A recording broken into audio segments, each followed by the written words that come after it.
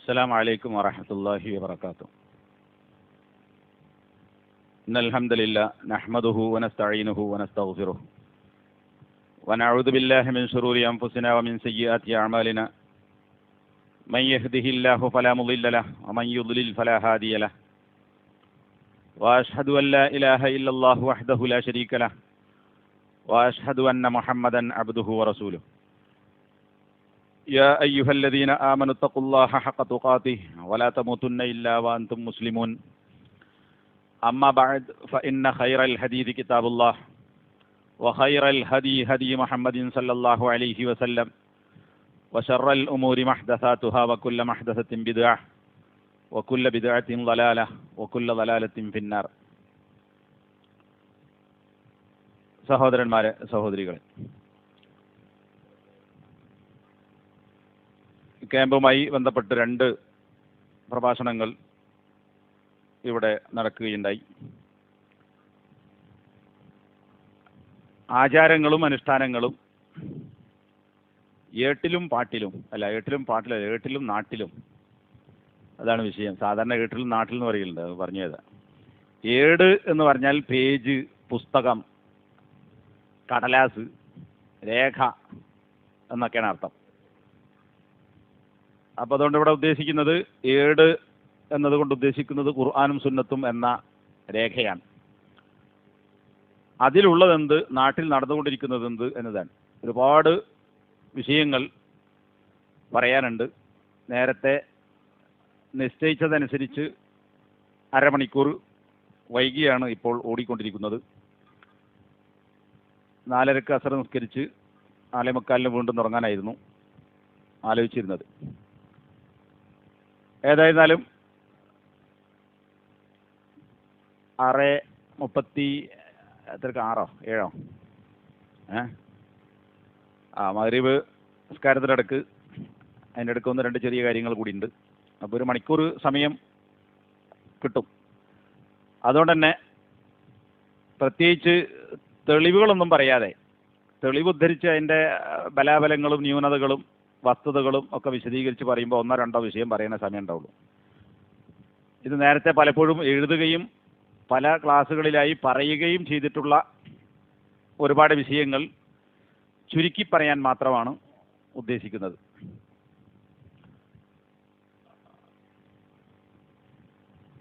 ഒരറ്റത്തുനിന്നും കൊടുത്ത ഒരു പ്രത്യേകിച്ചൊരു ക്രമമൊന്നും ഉണ്ടാവില്ല. ചില വിഷയങ്ങൾ ഒരുമിച്ച് പറയും, പിന്നെ കുറച്ച് വിഷയം അങ്ങനെ. ഇപ്പോൾ കുട്ടി ജനിച്ചാൽ കുട്ടികളുടെ ചെവിയിൽ ബാങ്കും ഇഖാമത്തും കൊടുക്കുക എന്ന ഒരു സമ്പ്രദായം ഇന്നും നേരത്തെ വിശദീകരിക്കപ്പെട്ടതുപോലെ സലഫികൾ എന്നറിയപ്പെടുന്ന ആളുകൾക്കിടയിലും അല്ലാത്തവർക്കിടയിലും നിലനിൽക്കുന്നുണ്ട്. ആ വിഷയകമായി ഹദീസുകൾ വന്നിട്ടുണ്ട്. ആ ഹദീസുകൾ കുഴപ്പമില്ല എന്ന് പറഞ്ഞ ആളുകളുണ്ട്, ദുർബലമാണ് എന്ന് പറഞ്ഞ ആളുകളുണ്ട്. ഷെയ്ഖ് നാസിറുദ്ദീൻ അൽബാനി അദ്ദേഹത്തിൻ്റെ ആദ്യ കാലത്ത് അതിലെ ചില റിപ്പോർട്ടുകൾ സ്വീകാര്യയോഗ്യമാണ് എന്ന് മനസ്സിലാക്കിയതിൻ്റെ അടിസ്ഥാനത്തിൽ ഒരു ചെവിയിൽ ബാങ്ക് കൊടുക്കുക എന്ന് പറയുന്നത് യാതൊരു തെളിവുമില്ലാത്ത കാര്യമാണ്, പറ്റ ദുർബലമായ ഹദീസാണ്, അതുകൊണ്ട് അങ്ങനെ ഒരു ഏർപ്പാടനല്ല. എന്നാൽ ബാങ്ക് വിളിക്കുക, അദാൻ നിർവഹിക്കുക എന്ന് പറയുന്നത് ചില റിവായത്തുകൾ സ്ഥിരപ്പെട്ടിട്ടുണ്ട് എന്നതിൻ്റെ അടിസ്ഥാനത്തിൽ അദ്ദേഹം ആദ്യം അത് സുന്നത്താണെന്ന് പറയുകയും പിന്നെ എന്തിൻ്റെ അടിസ്ഥാനത്തിലാണോ അദ്ദേഹം ചെയ്യാം അത് സുന്നത്താണ് എന്ന് പറഞ്ഞിരുന്നത്, ആ ഇബ്നുൽ ഖയ്യിം മറ്റും ഉദ്ധരിച്ചിട്ടുള്ള ചില റിപ്പോർട്ടുകൾ അത് പിന്നീട് തെറ്റാണ്, ലൈഫാണ് എന്ന് അദ്ദേഹത്തിന് ബോധ്യപ്പെട്ടതിൻ്റെ അടിസ്ഥാനത്തിൽ അദ്ദേഹത്തിൻ്റെ ഒരുപാട് ഗ്രന്ഥങ്ങളിൽ വിശദീകരിച്ചിട്ടുള്ളത് ജനിച്ച കുട്ടിയുടെ ചെവിയിൽ ബാങ്ക് കൊടുക്കുക എന്ന് പറയുന്നത് സ്ഥിരപ്പെട്ട സുന്നത്തല്ല എന്നതാണ്. മറിച്ച് അഭിപ്രായം പറഞ്ഞ പണ്ഡിതന്മാരുണ്ട്. അഭിപ്രായങ്ങളെ അല്ല നമ്മൾ പരിഗണിക്കേണ്ടത്, തെളിവുകൾ സ്ഥിരപ്പെട്ടിട്ടുണ്ടോ ഇല്ലേ എന്നതാണ്. അതുകൊണ്ട് തന്നെ ആ വിഷയത്തിൽ ചുരുക്കി പറയാനുള്ളത്, ഇഖാമത്ത് കൊടുക്കുക എന്നതിന് യാതൊരു അടിസ്ഥാനവുമില്ല. ബാങ്ക് വിളിക്കുക എന്ന് പറയുന്നതിനും സ്ഥിരപ്പെട്ട കുറ്റമറ്റ തർക്കരഹിതമായ ഹദീസ് ഇല്ല. അതുകൊണ്ട് തന്നെ അങ്ങനെ ഒരു സുന്നത്തില്ല എന്നതാണ്. ഇത് പല ക്ലാസ്സുകളിലും എല്ലാ തെളിവുകളും ഉദ്ധരിച്ചുകൊണ്ട് വിശദീകരിച്ചിട്ടുണ്ട്. കൂടുതൽ തെളിവും പ്രമാണം ആവശ്യമുള്ള ആളുകൾക്ക് വഴിവിളക്കിലെ സുന്നത്ത് റസൂൽ എന്ന പരിപാടിയിലും അതുപോലെ തന്നെ ചോദ്യവും മറുപടിയും സുആൽ ജവാബ് എന്ന പരിപാടിയിലുമൊക്കെ ഇത് വിശദീകരിച്ചിട്ടുണ്ട്. രണ്ടാമത്തെ കാര്യം, ജനിച്ച കുട്ടിയുടെ മുടി കളയണം. നമ്മുടെ നാട്ടിൽ നിന്ന് മാത്രമല്ല മറ്റ് ആളുകൾക്കിടയിലും നവജാത ശിശുവിൻ്റെ മുടി ആണായാലും പെണ്ണായാലും കളയുക എന്ന ഒരു സമ്പ്രദായമാണ് പലയിടത്തും നടന്നുകൊണ്ടിരിക്കുന്നത്. നമ്മുടെ നാട്ടിലും ആൺകുട്ടി ജനിച്ചാലും മുടി കളയും, ജനിച്ചത് പെൺകുട്ടിയാണെങ്കിലും മുടി കളയും. എന്നാൽ സലഫി പണ്ഡിതന്മാരായ ആളുകൾ അതിൽ വിശദീകരിച്ചിട്ടുള്ളത് ആൺകുട്ടിയുടെ മുടി കളയുക എന്നത് മാത്രമേ സുന്നത്തുള്ളൂ, പെൺകുട്ടിയുടെ മുടി കളയുക എന്നത് സുന്നത്തല്ല.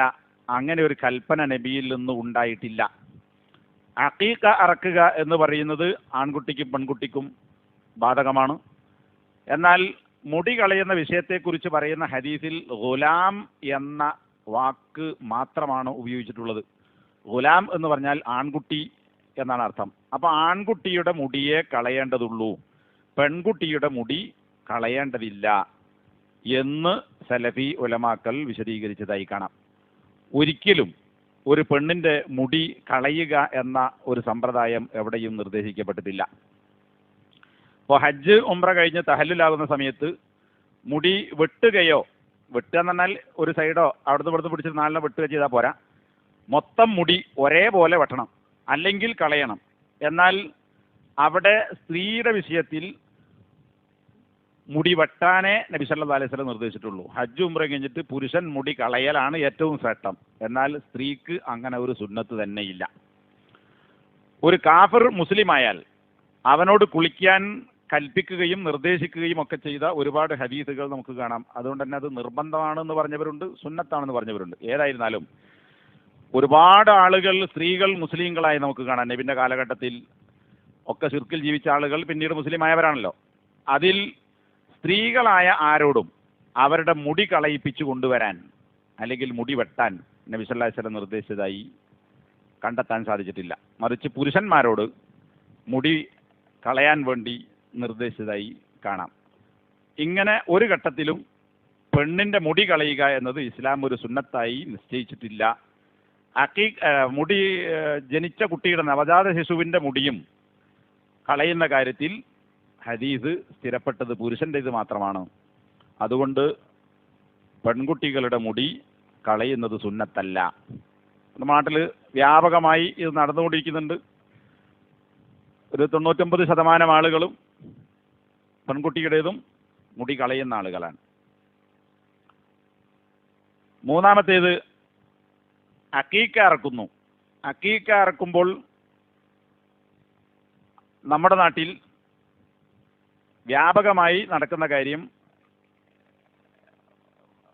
ഏറ്റവും വലിയ ഒരു പോത്തിനെ അല്ലെങ്കിൽ മൂരിക്കുട്ടനെ അറക്കുക എന്നതാണ്. അതിനുള്ള ന്യായം കുടുംബക്കാർക്കും, ഭാര്യേൻ്റെ വീട്ടിലും കൊടുക്കണം, അവിടെ കുടുംബക്കാർക്ക് കൊടുക്കണം, പിന്നെ ഭർത്താവിൻ്റെ വീട്ടിലും കൊടുക്കണം, ചുറ്റുവട്ടത്തൊക്കെ കൊടുക്കണം. അപ്പോൾ രണ്ട് ഭാഗത്തൊക്കെ കൂടി ഓരി വെക്കണമെങ്കിൽ ഒരു ആടിനർത്ഥം അവിടെ എത്തില്ല. അപ്പോൾ വലിയൊരു പോത്തിനെ കിട്ടിയാൽ അതാണ് ശരി എന്ന് മനസ്സിലാക്കിക്കൊണ്ട് പോത്തിനെയോ മൂരിയെയോ അറുക്കുന്നു. എന്നാൽ ഒരൊറ്റ ഹദീസിലും നബി സല്ലല്ലാഹു അലൈഹി വസല്ലമ ആടല്ലാത്തതിനെ അറുക്കാൻ കൽപ്പിക്കുകയോ നബിയോ സഹാബത്തോ അറുക്കുകയോ ചെയ്തതായി ഒരു രേഖയുമില്ല. അപ്പോൾ അറുത്തിട്ട് കിട്ടുന്ന മൃഗത്തിൻ്റെ തൂക്കമല്ല അതിൻ്റെ ശ്രേഷ്ഠതയ്ക്ക് ആധാരം, മറിച്ച് നബി സല്ലല്ലാഹു അലൈഹി വസല്ലം എന്ത് പഠിപ്പിച്ചുവോ അങ്ങനെ ചെയ്യുക എന്നതാണ്. നബിൻ്റെ നാട്ടിൽ ആടിനേക്കാൾ എത്രയോ കിൻഡൽ കണക്കിന് തൂക്കമുള്ള ഒട്ടകങ്ങൾ എമ്പാടുമുള്ള നാടാണ്. ഒട്ടകം അവർക്കൊരു വിഷയമേ അല്ല, ക്ഷാമുള്ള കാര്യമല്ല. എന്നിട്ട് ഒരാളോടെങ്കിലും നബി കൽപ്പിക്കുകയോ, നബിയുടെ കാലഘട്ടത്തിൽ വലിയ വലിയ പണക്കാരായ ആളുകളുണ്ട് സഹാബികളിൽ, അബ്ദുറഹ്മാൻ ഔഫിനെ പോലെയൊക്കെയുള്ള ആളുകൾ, അങ്ങനെയുള്ള ആരെങ്കിലും നബിയോട് എന്നാൽ ഞാനൊരു ഒട്ടകത്തെ അറുത്തോട്ടെ, കൂടുതൽ മാംസം കൊടുത്തതിന് കൂടുതൽ കൂലി കിട്ടുമല്ലോ എന്ന് ചോദിക്കുകയോ അല്ലെങ്കിൽ നബി പഠിപ്പിച്ചു കൊടുക്കുകയോ ചെയ്തതായി കാണാൻ സാധിക്കുകയില്ല. അതുകൊണ്ട് തന്നെ അക്കീക്ക അറുക്കുന്ന വിഷയത്തിൽ ആടിനെ അറുക്കുക എന്നതാണ് ഹദീസിൽ സ്ഥിരപ്പെട്ടിട്ടുള്ളത്. ഇനി ആടിനെ അറക്കുമ്പോൾ തന്നെ ആൺകുട്ടിയാണെങ്കിൽ രണ്ടാടിനെയും പെൺകുട്ടിയാണെങ്കിൽ ഒരാടിനെയും അറക്കാൻ നബി സല്ലല്ലാഹു അലൈഹി വസല്ലം നിർദ്ദേശിച്ചിട്ടുണ്ട്. അവിടെ ഒരു വ്യത്യാസമുണ്ട്. രണ്ടും ഒന്നുമാണ്. പെണ്ണിന് ഒന്ന് മതി, ആൺകുട്ടിയാണെങ്കിൽ രണ്ടെണ്ണം. എന്നാൽ പോത്തിനറക്കുന്ന ആളുകൾ ആൺകുട്ടിക്ക് രണ്ട് പോത്തിനെ ഇറക്കാറില്ല, മൂരി ഇറക്കാറില്ല. ആണായാലും പെണ്ണായാലും ഒരു എണ്ണമാണ്. അവിടെ എണ്ണത്തിൻ്റെ കാര്യത്തിലും നബിയുടെ സുന്നത്ത് നടപ്പിലാക്കുന്നില്ല. അപ്പം കിട്ടുന്ന മാംസത്തിൻ്റെ തൂക്കത്തിനല്ല ശ്രേഷ്ഠത, നബി പഠിപ്പിച്ചതെന്തോ അങ്ങനെ ചെയ്യുക എന്നതാണ്. നമ്മുടെ നാട്ടിലിത് പറഞ്ഞാൽ പണ്ട് മുതലേ അങ്ങനെയല്ല ചെയ്തു വരുന്നത്, അത് ഇറച്ചി അവിടെ എത്തൂല എന്നൊക്കെ പറയാം. അങ്ങനെ എത്തിക്കേണ്ട കാര്യമല്ല, അടുത്ത ആൾക്കാർക്ക് കൊടുത്താൽ മതി. നബിൻ്റെ സുന്നത്തിനാണ് പ്രാധാന്യം കൊടുക്കേണ്ടത്. നാലാമത്തേത്, പ്രസവിച്ച സ്ത്രീകൾ ശുദ്ധിയാകാൻ 40 കുളിക്കുക എന്ന ഒരു ഏർപ്പാട് മുജാഹിദുകൾക്കിടയിലും, ഇത് മറ്റ് ആളുകൾക്കിടയിലുള്ള വിഷയങ്ങളൊന്നുമല്ല ഇവിടെ പറയേണ്ടത്. ഇതൊക്കെ മുജാഹിദ് കുടുംബം എന്നേ ഇപ്പം പറയാൻ പറ്റുള്ളൂ. കാരണം കുറേ ഗ്രൂപ്പ് ഉണ്ടല്ലോ. ഒരു ഈ വർഗീകരണം നടത്തുമ്പോൾ ഇന്ന കുടുംബം എന്ന് പറയല്ലോ. ഇപ്പോൾ സസ്തനം അതൊരു കുടുംബമാണ്, അതല്ലാത്തത് വേറെ കുടുംബമാണ്. അതുപോലെ മുജാഹിദ് കുടുംബം, അതിൽ ഏതൊക്കെ ഗ്രൂപ്പുണ്ടോ അതൊക്കെ. അതുപോലെ ജമാഅത്തെ ഇസ്ലാമി. ബാക്കി കുബൂരിൻ്റെ വിഷയം ഇവിടെ പരിഗണിക്കുന്നതല്ല, അവർ ചർച്ചക്കും വരുന്നില്ല. ഇവിടെ മുസ്ലിങ്ങളെ കാര്യം ചർച്ച ചെയ്യുന്നത്. അപ്പോൾ ഇങ്ങനെയുള്ള ആളുകൾക്കിടയിലും 40 കുളിക്കുക എന്നൊരു ഏർപ്പാടുണ്ട്. 40 ദിവസം കഴിഞ്ഞാൽ കുളിച്ച് ശുദ്ധിയായി നമസ്കാരവും മറ്റു കാര്യങ്ങളൊക്കെ നിർവഹിക്കുക എന്നതാണ്. എന്നാൽ ഇത് നബി സല്ലല്ലാഹു അലൈഹി വസല്ലമയുടെ ഹദീസിന് വിരുദ്ധമായ ഒരു കാര്യമാണ്. 40 എന്നൊരു പരിധി ഹദീസുകളിൽ നിശ്ചയിക്കപ്പെട്ടിട്ടില്ല. അത് നിശ്ചയിക്കപ്പെട്ടത് അതിൻ്റെ കൂടിയ പരിധിയാണ്. ഒരു സ്ത്രീയുടെ പ്രസവ രക്തം എത്ര ദിവസം വരെ നീണ്ടു നിൽക്കാം? അത് കൂടിയാൽ 40. ഇനി 40 കഴിഞ്ഞിട്ടും രക്തം ഉണ്ട് എങ്കിൽ അതിനെ ബ്ലീഡിംഗ് ആയി കണക്കാക്കുകയും ശുദ്ധിയാകാൻ വേണ്ടി കുളിച്ച്, സാധാരണ ശുദ്ധിയുള്ള ഒരു പെണ്ണ് എന്തൊക്കെ ഇബാദത്തുകളും കാര്യങ്ങളും ചെയ്യേണ്ടതുണ്ടോ, നമസ്കാരമടക്കം അതൊക്കെ നിർബന്ധമായ കാര്യങ്ങൾ ചെയ്യേണ്ടതും സുന്നത്തായ കാര്യങ്ങൾ ചെയ്യാവുന്നതുമാണ്. എന്നാൽ അതിൻ്റെ ഏറ്റവും ചുരുങ്ങിയ പരിധി എന്ന് പറയുന്നത് എപ്പോഴാണോ രക്തം നിൽക്കുന്നത് അതാണ് അതിൻ്റെ ഏറ്റവും ചുരുങ്ങിയ പരിധി. 40 വരെ എന്ന് കണക്കില്ല. അപ്പോൾ ഒരു പെണ്ണ് പ്രസവിച്ചു, 1-2 മണിക്കൂർ കഴിഞ്ഞിട്ട് രക്തം നിന്നു എന്ന് വിചാരിക്കും. എപ്പോഴൊക്കെ ഹോസ്പിറ്റലിലാണ് പ്രസവം. ഹോസ്പിറ്റലിലാകുമ്പോൾ അവിടെ ഈ നഴ്സുമാരൊക്കെ ഞെക്കി വയറൊക്കെ അമർത്തി ഉള്ളിലുള്ള രക്തം പുറത്തേക്ക് പരമാവധി പുറത്തെടുക്കാൻ ശ്രമിക്കും. എന്നിട്ടും അപ്പോൾ ഒരു 2 മണിക്കൂർ അനിയ ഒരു ദിവസമോ കഴിഞ്ഞിട്ട് രക്തം നിന്നാൽ അപ്പോൾ തന്നെ കുളിച്ച് ശുദ്ധിയായി പെണ്ണ് നമസ്കാരവും നോമ്പും എന്തൊക്കെയാണോ അതൊക്കെ സാധ്യമായതൊക്കെ ചെയ്യൽ അനിവാര്യമാണ്. അപ്പോൾ 40 വരെ കാത്തു നിൽക്കേണ്ടതില്ല. 40 കഴിഞ്ഞാൽ അത് നിഫാസായി പരിഗണിക്കേണ്ടതുമില്ല. അപ്പോൾ ഈ ഒരു 40-ൽ പിടിക്കുക നാട്ടിലെ ആചാരമാണ്. 40 കുളിക്കുക, അല്ലെ 60, 90. ഇനി ചില ആളുകൾ 40 കഴിഞ്ഞാലും 90 കഴിഞ്ഞിട്ടേ നമസ്കാരം തുടങ്ങും. അങ്ങനെയും ചില ഏരിയകളുണ്ട് എന്ന് പറഞ്ഞു കേട്ടിട്ടുണ്ട്. അതൊക്കെ പ്രമാണത്തിന് തീർത്തും വിരുദ്ധമായ കാര്യങ്ങളാണ്. അപ്പം എന്താ, ഈ ആചാരത്തിൻ്റെ പിന്നാലെ പോയാൽ, പ്രമാണത്തിലുള്ളത് മനസ്സിലാക്കാതിരുന്നാൽ അത്രയും ദിവസത്തെ നിർബന്ധമായ കാര്യങ്ങൾ നഷ്ടപ്പെടുകയും അതിൻ്റെ ശിക്ഷ അനുഭവിക്കേണ്ടി വരികയും ചെയ്യും. 5-മത്തെ കാര്യം, വിവാഹവുമായി ബന്ധപ്പെട്ട് ഉള്ള വിവാഹ ഖുതുബ, പ്രസംഗം നടത്തുക എന്നതാണ്. ഇത് നേരത്തെ പലവട്ടം എഴുതിയതും പറഞ്ഞതുമായ കാര്യങ്ങളാണ്. സലഫികൾ എന്ന് അവകാശപ്പെടുന്ന, സലഫി എന്ന് മാത്രമല്ല ഞങ്ങൾ മാത്രമേ സലഫികളുള്ളൂ, വേറുള്ളവരൊന്നും സലഫികളല്ല എന്ന് പറയുന്ന ആളുകൾ പോലും നീണ്ട പ്രസംഗങ്ങൾ നടത്തുന്നത് നമുക്ക് കാണാൻ പറ്റും. ഇനി ചില ആളുകൾ ഈ ഖുതുബ നടത്തുമ്പോൾ നബി സല്ലല്ലാഹു അലൈഹി വസല്ലമയുടെ ചര്യ അനുസരിച്ച് എന്ന് പറയും. അങ്ങനെ ഒരു ചര്യക്ക് ഒരു ദുർബലമായ ഹദീസ് പോലും കൊണ്ടുവരാൻ സാധ്യമല്ല. വേറെ ചില ആളുകൾ ഇത്തരം സന്ദർഭങ്ങളിൽ എന്ന് പറഞ്ഞാൽ ആളുകൾ ഒരുമിച്ച് കൂടുന്നിടത്ത് ഒരു പ്രസംഗം നടത്തുക എന്നത് നബി സല്ലല്ലാഹു അലൈഹി വസല്ലമയുടെ ഒരു ചര്യയായിരുന്നു. അപ്പോൾ നിക്കാഹിന് 2 വിഭാഗത്തിൽപ്പെട്ട, അതായത് 2 കുടുംബത്തിലും പെട്ട ഭാര്യ ഭർത്താക്കന്മാരുടെ കുടുംബങ്ങളിൽപ്പെട്ട ആളുകൾ പങ്കെടുക്കുന്നു. അപ്പോൾ അവിടെ പല ആളുകളുണ്ടാവും, മുസ്ലിങ്ങളും അല്ലാത്തവരുണ്ടാവും, ശിർക്ക് വിധത്തിൻ്റെ ആളുകളുണ്ടാവും. അപ്പോൾ ഒരു ഉപദേശം കൊടുക്കാൻ പറ്റിയ നല്ലൊരു ചാൻസാണ്. അതുകൊണ്ടൊരു പ്രസംഗം നടത്തൽ നബിൻ്റെ ആ ആള് കൂടുമ്പോൾ പ്രസംഗിക്കുക അങ്ങനെ ഉണ്ടോ എന്നുള്ളത് വേറെ പരിശോധിക്കേണ്ട വിഷയമാണ്. ആള് കൂടുമ്പോൾ ഒക്കെ നബി പ്രസംഗിച്ചിട്ടുണ്ടോ അല്ലോ എന്നുള്ളത്. ഇനി ആ ഒരു ന്യായം പറഞ്ഞാൽ പോലും നബി സല്ലല്ലാഹു അലൈഹി വസല്ലമയുടെ കല്യാണത്തിന് ആരും പുതിയാപ്പിളയും പിന്നെ വലിയും മാത്രം നിന്നിട്ട് രണ്ടാളും രണ്ട് സാക്ഷിയും അങ്ങനെ മാത്രം കല്യാണം നടത്തിയതല്ലല്ലോ. നബി സല്ലല്ലാഹു അലൈഹി വസല്ലമയുടെ വിവാഹങ്ങൾക്ക് ആളുകൾ പങ്കെടുത്തിട്ടുണ്ട്, സഹാബത്തിൻ്റെ കല്യാണങ്ങൾക്ക് ആളുകൾ പങ്കെടുത്തിട്ടുണ്ട്. ആ പങ്കെടുത്ത ആളുകൾക്കിടയിൽ ഭാര്യയും ഭർത്താവും എങ്ങനെയാകണം, കുടുംബജീവിതത്തിൻ്റെ മാതൃക, കുടുംബജീവിതം എന്താണ്, സന്തുഷ്ട കുടുംബം എന്താണ് എന്നൊന്നും പറഞ്ഞിട്ട് ഒരു ഖുതുബയും നബി സല്ലല്ലാഹു അലൈഹി വസല്ലമ നടത്തിയതായി ഒരു രേഖയില്ല. ഒരു രേഖയിൽ എന്ന് പറഞ്ഞാൽ പല വിഷയത്തിലും ലൈഫായ ഹദീസുകൾ ഉണ്ടാവും. അങ്ങനെ നബി ഖുതുബ നടത്തിയിരുന്നു, അല്ലെങ്കിൽ നിക്കാഹ് നടത്തുമ്പോൾ ഖത്തീബ് പ്രസംഗിക്കാറുണ്ടായിരുന്നു, അല്ലെങ്കിൽ ആരെങ്കിലും ആട്ടെ ഒരാൾ പ്രസംഗിക്കാറുണ്ടായിരുന്നു എന്ന ഒരു ദഈഫായ ഹദീസ് പോലും വിവാഹവുമായി ബന്ധപ്പെട്ട പ്രസംഗത്തിൻ്റെ കാര്യത്തിൽ കൊണ്ടുവരാൻ നബി എന്ന് മാത്രമല്ല സഹാബികളുടെയോ സലഫുകളുടെയോ ജീവിതത്തിൽ ഒരു രേഖയും അങ്ങനെയില്ല. അപ്പോൾ ഈ ആളുകൾ ഒരുമിച്ച് കൂടുന്നിടത്തൊക്കെ പ്രസംഗം നടത്തുകയാണെങ്കിൽ ഈ പറയുന്ന സാധ്യതകളൊക്കെ അന്നുണ്ട്. മദീനയിൽ അവസാന കാലത്താണല്ലോ പൂർണ്ണമായി ഇസ്ലാമിലേക്കൊക്കെ വരുന്നത്. അതിൻ്റെ മുമ്പ് മദീനത്ത് മുശ്രിക്കുകളായ ആളുകളുണ്ട്, ജൂതന്മാരുണ്ട്, ക്രിസ്ത്യാനികളുണ്ട്, മുനാഫിക്കുകളുണ്ട്. ഈ ജാതി ആളുകളൊക്കെ മദീനയിൽ തന്നെ ഉണ്ടായിരുന്നു. അപ്പോൾ ആ ആളുകളൊക്കെ വിളിച്ചു കൂട്ടിയിട്ട് ഇതൊരു ദഅവത്തിൻ്റെ മേഖലയാണ്, അപ്പോൾ ഇവിടെ ഒരു പ്രസംഗം നടത്തിയാൽ ഏതായാലും തിന്നിട്ടല്ലേ പോവുള്ളൂ, അപ്പോൾ ആളുകളെ പിടിച്ചിരുത്താനുള്ള പരിപാടി തിന്നാൻ കൊടുക്കാന്നുള്ളത്. അപ്പോൾ പിന്നെ ഈ ഭക്ഷണം കിട്ടാതെ പോവില്ല, അതുകൊണ്ട് അതിൻ്റെ മുമ്പ് പ്രസംഗിച്ചാളാ എന്നാൽ ഒരു തൗഹീദ് പറയാനുള്ള അവസരമായി എന്ന് നബി സല്ലല്ലാഹു അലൈഹി വസല്ലം ഒരിക്കൽ പോലും ഉദ്ദേശിച്ചിട്ടില്ല, അങ്ങനെ പ്രസംഗവും നടത്തിയിട്ടില്ല. നബിൻ്റെ മകൾ ഫാത്തിമ റളിയല്ലാഹു അൻഹയെ അലി റളിയല്ലാഹു അൻഹു കല്യാണം കഴിച്ചു. അന്നൊക്കെ നല്ലൊരു ചാൻസാണ്, എല്ലാ ആളുകളും ഉണ്ടാവും. അപ്പോൾ ഒരു പ്രസംഗം, അങ്ങനെ ആളുകൾ ഒരുമിച്ച് കൂടുന്നിടത്തൊക്കെ ഒരു പ്രസംഗം കാച്ചുക എന്ന് പറയുന്നത് നബിയുടെ നടപടിയിൽ പെട്ടതായിരുന്നില്ല. അങ്ങനെ ഉണ്ടായിരുന്നുവെങ്കിൽ നബിയുടെ കാലഘട്ടത്തിലും ആ ഉപദേശത്തിൻ്റെ ആവശ്യമുണ്ടായിരുന്നു. അങ്ങനെയാണെങ്കിൽ ആ ആവശ്യത്തിൽ ഒരിക്കലെങ്കിലും ഒരു സാമ്പിൾ കാണിക്കേണ്ടത് നബി സല്ലല്ലാഹു അലൈഹി വസല്ലമയാണ്. അപ്പോൾ പിന്നെ എന്തേ ആവശ്യമുള്ളൂ? ഖുത്ബത്തുൽ ഹാജ. ഖുത്ബത്തുൽ ഹാജ എന്ന് പറഞ്ഞാൽ ഒരു ആവശ്യം ഉണ്ടാകുമ്പോൾ അതിൻ്റെ മുന്നോടിയായി നടത്തുന്ന ഒരു സംസാരം എന്നാണ്. അതിന് നമ്മുടെ മലയാളത്തിൽ ചില ആളുകൾ പരിഭാഷപ്പെടുത്തിയത് ആവശ്യപ്രസംഗം എന്നാണ്. ആവശ്യമായി വരുന്ന പ്രസംഗം അങ്ങനെയല്ല. ഇപ്പോൾ ഒരു പിന്നെ എന്ത് സംഗതിയാണെങ്കിലും അതുമായി ബന്ധപ്പെട്ട ഹദീസ് അങ്ങനെ കല്യാണം മാത്രമല്ല, എന്തെങ്കിലും ഒരു വിഷയം, ഒരു കരാറോ ഒരു സുൽഹോ അല്ലെങ്കിൽ വേറെ എന്തെങ്കിലും വിഷയത്തെ സംബന്ധിച്ച കാര്യങ്ങളൊക്കെ ഉണ്ടെങ്കിൽ അവിടെ നമ്മൾ പ്രസംഗത്തിൻ്റെ ഒക്കെ തുടക്കത്തിൽ കേൾക്കുന്ന ഇന്നൽ ഹംദലില്ലാ എന്ന് പറഞ്ഞുകൊണ്ട് തുടങ്ങി ചിലപ്പോൾ 3 ആയത്ത് അല്ലെ 2 ആയത്ത് അല്ലെ 1 ആയത്ത് ഓതി ഹംദും പിന്നെ ആ പറയുന്ന കാര്യങ്ങളൊക്കെ കൂടിയിട്ട് അമ്മാ ബഅദ് ഫഇന്ന ഖൈറൽ ഹദീസി ആ കാര്യങ്ങൾ പറഞ്ഞ് അവസാനിപ്പിക്കുക. ഒരു മിനിറ്റ് കൊണ്ട്, 1 മിനിറ്റിൽ താഴെ മതി ആ കാര്യം പറയാൻ. ഹദീസിലുള്ളതെല്ലാം കൂടി സമാഹരിച്ചുകൊണ്ട് ഷെയ്ഖ് അൽബാനി ഖുത്ബത്തുൽ ഹാജ എന്ന് പറഞ്ഞിട്ട് അതിനെക്കുറിച്ചൊരു റിസാല തന്നെ ഇറക്കിയിട്ടുണ്ട്.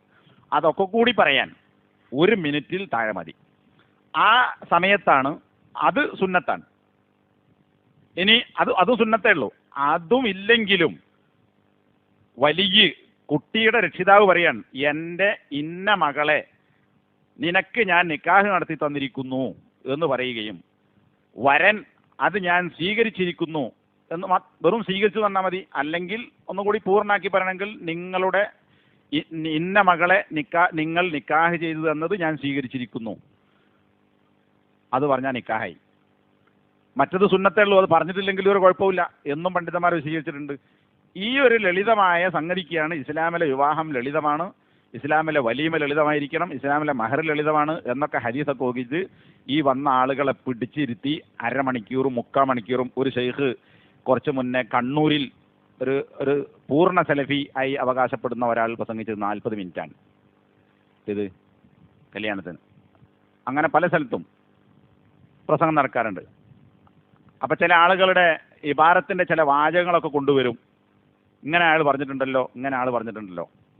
അതാണ് ആള് പണ്ഡിതൻ പറഞ്ഞു എന്നതുകൊണ്ട് ദീനിൽ തെളിവാവുകയില്ല. മറിച്ച് പ്രമാണത്തിലുണ്ടോ? എൻ്റെ മകളെ കെട്ടിക്കുന്ന സമയത്ത് പിന്നെ എൻ്റെ വാപ്പ ഞാനായതുകൊണ്ട് നാട്ടിൽ നടപ്പം അങ്ങനെയാണല്ലോ, വാപ്പാരാണ് ഇത് അല്ല പെണ്ണിൻ്റെ പാർട്ടിക്കാരാണ് ഖത്തീബിനെ വിളിക്കുക. അങ്ങനെയാണ് എല്ലായിടത്തും സുന്നി മുജാഹിദൊക്കെ അങ്ങനെ തന്നെ. അപ്പോൾ ഞാൻ ബാപ്പയാണ്, എനിക്ക് കൂത്ത് പറയാൻ ഞാൻ അറിയാം. അപ്പം എന്നോട് പിന്നെ ഓല് ഒന്നും ആവശ്യപ്പെട്ടില്ല ഭർത്താവിൻ്റെ പാർട്ടിക്കാർ. പക്ഷേ ഓല് ഒരു ആവശ്യം പറഞ്ഞു, ഒരേ ഒറ്റ ആവശ്യം പറഞ്ഞു ചെയ്താൽ ഒരു ചെറിയൊരു പ്രസംഗം നടത്തിക്കൂടെ. ഞാൻ അപ്പം എൻ്റെ തെളിവുണ്ടോ കൊണ്ടുവരും. അങ്ങനെ പിന്നെ ഈ 3-4 ആളുകൾ എൻ്റെ വീട്ടിൽ വന്നു തലേന്ന് രാത്രി. അപ്പോൾ ഒരു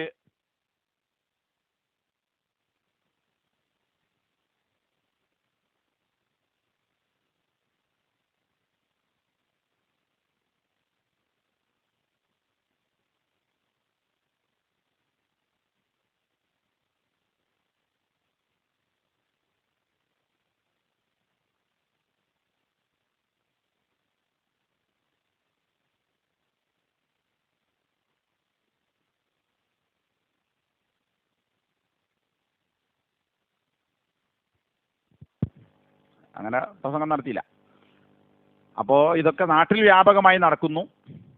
പലപ്പോഴും നിക്കാഹ് നടക്കുമ്പോൾ, ഇപ്പോൾ കഴിഞ്ഞ വെള്ളിയാഴ്ച, എൻ്റെ മുമ്പത്തെ വെള്ളിയാഴ്ച ഖുത്ബ, 2 ആഴ്ച മുമ്പ് ഒരു ഖുത്ബ തൗഹീദിൻ്റെ ആളുകളും ഷിർക്കിൻ്റെ ആളുകളും തമ്മിൽ നടക്കുന്ന വിവാഹം, അതായിരുന്നു ഖുത്ബൻ്റെ വിഷയം.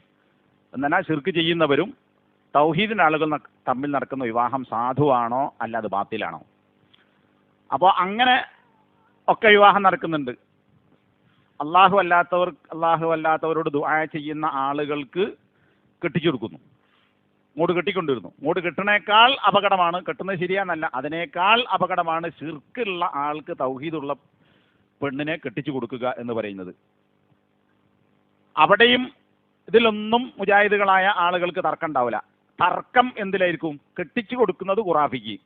പക്ഷേ ഖുത്ബ ഞങ്ങൾ നടത്തണം, അതിലേ വാശിയുള്ളൂ. ഖുത്ബ ഞങ്ങൾ നടത്തും, അത് മലയാളത്തിലാകണം. അപ്പം മൊയ്ലിയാർ സുന്നിൻ്റെ ആൾക്കാർ പറയും, സംസ്ഥാന ആൾക്കാർ പറയും, ഞങ്ങൾ സവ്വജ്തുക കഹതുക എന്ന് പറഞ്ഞിട്ട് ആ അറബി പറയണ വാചകം ഉണ്ടല്ലോ, അത് മൊയ്ലിയാർ പറയും. അതിന് മുജാഹിദിന് വാശിയില്ല. അതാണ് ശരിക്കും പറയേണ്ടത്. അതാണല്ലോ നിക്കാഹ്. അതും മൊയ്ലിയാർക്ക് വിട്ടുകൊടുക്കും, ഷിർക്ക് ചെയ്യുന്ന മൊയ്ലിയാർക്ക്. എന്നിട്ട് മുജാഹിദിന് ഇവിടെ എന്തേ വാശി? കെട്ടിക്കുന്നത് ഖുറാഫിക്കും ഷിർക്ക് ചെയ്യുന്ന ആൾക്കാണെങ്കിലും ഖുത്ബ മലയാളത്തിലാക്കണം. ചില ഐക്യ വിവാഹങ്ങൾ നമ്മൾ കാണാറുണ്ട്. അവിടെ പാണക്കാട് കാളിമാരോട് സ്നേഹമുള്ള ഏതെങ്കിലും ലീഗുകാരനോ ലീഗ് മുജാഹിദിനെ പറയാൻ പറ്റില്ല, കാരണം മുജാഹിദ് ലീഗാരല്ല, ഒന്നാമത്തെ ലീഗായിരിക്കും, പിന്നെയാണ് മുജാഹിദ്. അപ്പോൾ അവനെ തങ്ങളെ വിളിക്കേണ്ടി വരും. തങ്ങൾ കൊണ്ടുകൊണ്ട് ഈ ജാതി അറബി പറയേണ്ട കാര്യമൊക്കെ കെട്ടിച്ചു കൊടുക്കുന്ന പരിപാടി, കാർമ്മികത്വം അയാൾക്ക്. മൗലവിക്ക് എന്താ പണി? ചില മൗലവിമാർ, വലിയ വലിയ നേതാക്കന്മാരായ മൗലവിമാരൊക്കെ അത്തരം സദസ്സിൽ പ്രസംഗിക്കാൻ പാടുണ്ട്. ഒരു മലയാളത്തിലൊരു ഖുത്ബ, ഒരു രേഖയിലും ഇല്ലാത്ത ഒരു മലയാളത്തിലൊരു പ്രസംഗത്തിനാണ് മുജാഹിദുകൾക്ക് വാശിയുള്ളത്. കെട്ടിച്ചു കൊടുക്കുന്നത് ആർക്കാണ് എന്നതിലോ, ഈ നിക്കാഹിൻ്റെ വാചകം പറയുന്നത് ഈ ഷിർക്ക് ചെയ്യുന്ന ആളാണ് എന്നതിലോ ഒരു പ്രശ്നവുമില്ല. 6-മത്തേത്, ഈ വീട് താമസാക്കി, പുതിയ വീട് താമസമാക്കുമ്പോൾ ഭക്ഷണം ഉണ്ടാക്കി കൊടുക്കുക എന്നുള്ളത് അത് ഹദീസിൽ എവിടെയും പറഞ്ഞ ഒരു സുന്നത്തായ കാര്യമല്ല. വീട്ടിൽ കൂടുമ്പോൾ നല്ല ബിരിയാണി വെക്കണം, അല്ല ഇത്ര ആളെ വിളിക്കണം എന്നൊന്നും ഒരു കണക്കില്ല. എന്നാൽ അത് നാട്ടു നടപ്പ് എന്നുള്ള നിലക്ക് അതിനൊക്കെ അറബിയിൽ പ്രത്യേകമായ അത്തരം ചില ഭക്ഷണങ്ങൾക്ക്, ഇപ്പോൾ വിവാഹവുമായി ബന്ധപ്പെട്ട ഭക്ഷണത്തിന് വലീമ എന്ന് പറയുന്നത് പോലെ വീട് താമസമാക്കുമ്പോൾ ആളുകൾക്ക് ഭക്ഷണം നൽകുന്നതിന്, അങ്ങനെ യാത്ര കഴിഞ്ഞ് തിരിച്ചു വരുന്ന ആൾ, യാത്ര പോകുന്ന സമയത്ത് ഹജ്ജ് കല്യാണമൊക്കെ നടത്തുന്നത് പോലെ നടത്തുക എന്നുള്ളതല്ല. യാത്ര കഴിഞ്ഞ് തിരിച്ചു വരുന്ന ആൾക്ക് വേണ്ടി അദ്ദേഹത്തെ സ്വീകരിക്കാൻ അദ്ദേഹത്തിൻ്റെ സുഹൃത്തുക്കളോ കുടുംബക്കാരോ ഭക്ഷണം ഉണ്ടാക്കി കൊടുക്കുക. അതിനൊക്കെ അറബിയിൽ വേറെ പേരുണ്ട്. അതുപോലെ ഇതിനൊരു പേരുണ്ട്. അപ്പോൾ അത് നാട്ടു നടപ്പാണ്. നാട്ടിൽ അങ്ങനെ പണ്ടേ ചെയ്തു വരുന്നു. ഇസ്ലാമിൻ്റെ പൊതു തത്വങ്ങൾ അല്ലെങ്കിൽ അടിസ്ഥാന നിയമങ്ങൾ അതിനെതിരല്ലാത്തത് കൊണ്ട് വീട്ടിൽ കൂടുന്ന സമയത്ത് ഭക്ഷണം ഉണ്ടാക്കി കൊടുക്കാം. അത് സുന്നത്തല്ല, ജായിസായ കാര്യമാണ്, അനുവദനീയമായ കാര്യമാണ്. ഇവിടെ അതല്ല പറയാൻ പോണത്. വീട് താമസമാക്കുമ്പോൾ സമസ്തക്കാരന് മൊയ്ലിയാർ വന്നിട്ട് അടുപ്പ് തീ കത്തിക്കണം. ഹിന്ദു ആണെങ്കിൽ അവിടെ പിന്നെ അടുപ്പിൽ നല്ല കാതലുള്ള വെള്ളയില്ലാത്ത പ്ലാവിൻ്റെ വിറക് കത്തിച്ച് പശുവിൻ പാല് എന്തൊരു പാത്രത്തിനും കണക്കുണ്ട്, അത് വലത് ഭാഗത്ത് നിന്ന് തിളച്ച് വരണം, എന്നാലേ ലക്ഷണമൊക്കെ ഉള്ളൂ. എന്നാൽ മുജാഹിദുകളായ ആളുകൾ എന്ത് ചെയ്യുന്നു? സുബ്ഹ് നമസ്കാരം ബാങ്ക് കൊടുത്ത് 5 വക്ത് നമസ്കാരത്തിൽ ഏറ്റവും ശ്രേഷ്ഠമായ നമസ്കാരവും ജമാഅത്തും സുബ്ഹ് ജമാഅത്താണ്. ആ ജമാഅത്തിന് പള്ളിയിൽ പോകാതെ ബാങ്ക് കൊടുക്കുമ്പോൾ പള്ളിയിൽ പോകുന്നതിന് പകരം ഈ പുതിയ വീട്ടിലേക്ക് ഒരു മൗലവിനെയും കൂട്ടി വരികയും വീട്ടിൽ ഒരു ജമാഅത്ത് ആ വീട്ടുകാരും കുടുംബക്കാരും കൂടി ജമാഅത്തുണ്ടാക്കി നമസ്കരിക്കുകയും ചെയ്യുന്നു. ഇതിന് ദീനിൽ യാതൊരു തെളിവുമില്ല. അപ്പം നിസ്കരിച്ച് കയറുക എന്നുള്ളതൊക്കെ അങ്ങനെ ഒരു ഏർപ്പാടില്ല.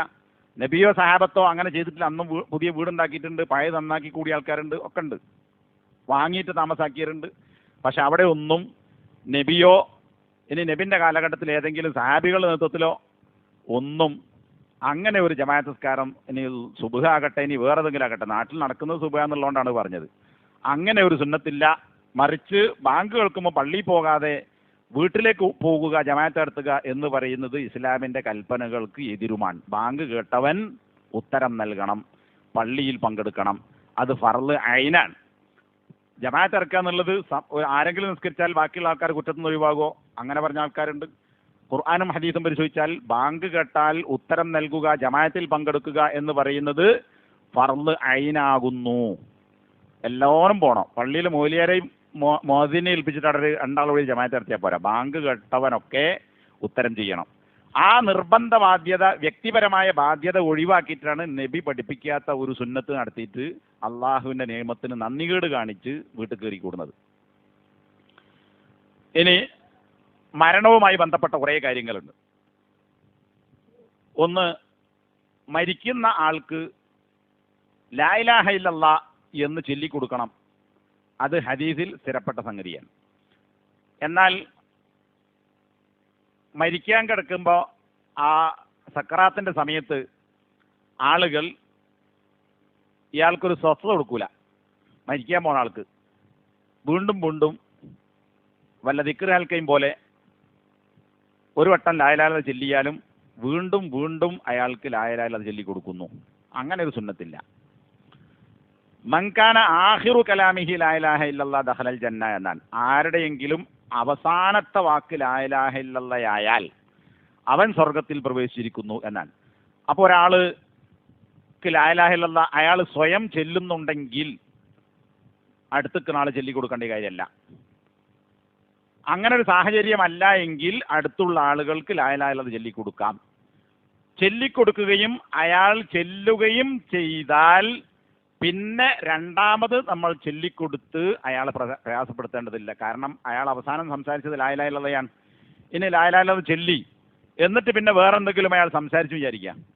എന്തെങ്കിലും ഒരു കാര്യം സംസാരിച്ചു, വല്ല വസിയത്തോ അല്ലെങ്കിൽ വല്ല വെള്ളോ എന്തെങ്കിലും കാര്യം ചോദിക്കേ, എന്തെങ്കിലും പറയേ, വേറെ ആരെങ്കിലും അന്വേഷിക്കേ, ആ ലാ ഇലാഹ ഇല്ലല്ലാഹ് അല്ലാത്ത വേറെന്തെങ്കിലും ഒരു വാക്ക് അയാൾ സംസാരിച്ചിട്ടുണ്ടെങ്കിൽ മാത്രമേ അയാൾ സ്വയം ചൊല്ലുന്നില്ലെങ്കിൽ രണ്ടാമത് ചൊല്ലിക്കൊടുക്കേണ്ടതുള്ളൂ.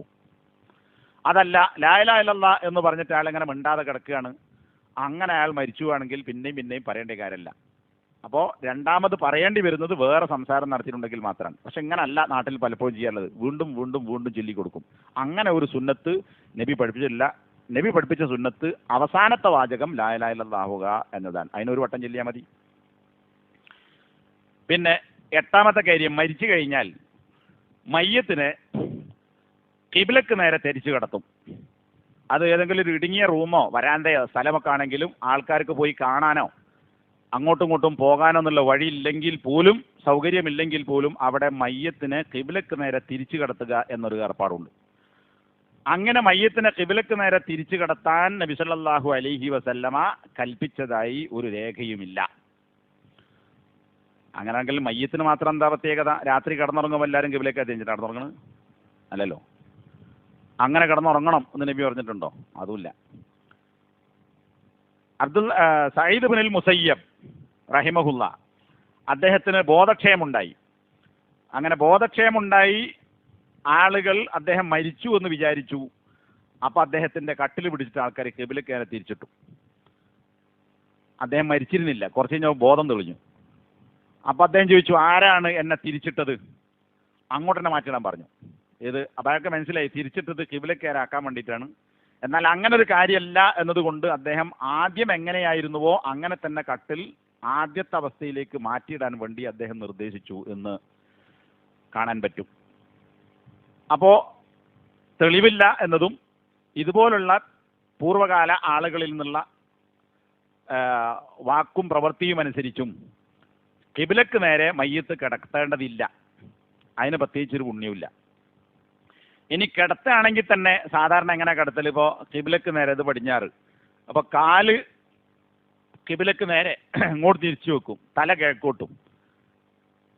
അപ്പോൾ നിസ്കരിക്കുന്ന ഒരാൾ ബേക്കോട്ട് വീണു വിചാരിക്കുക. അപ്പം എങ്ങനെ ഉണ്ടാവുക? കാല് മുൻ കിബിലക്ക് നേരെയായിരിക്കും, തല അങ്ങോട്ടായിരിക്കും. അങ്ങനെ കിടത്തും.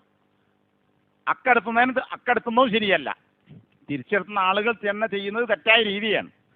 കാരണം മയ്യത്ത് ഖബറിൽ കൊണ്ടുപോയി കിടത്തുന്നത് എങ്ങനെയാ?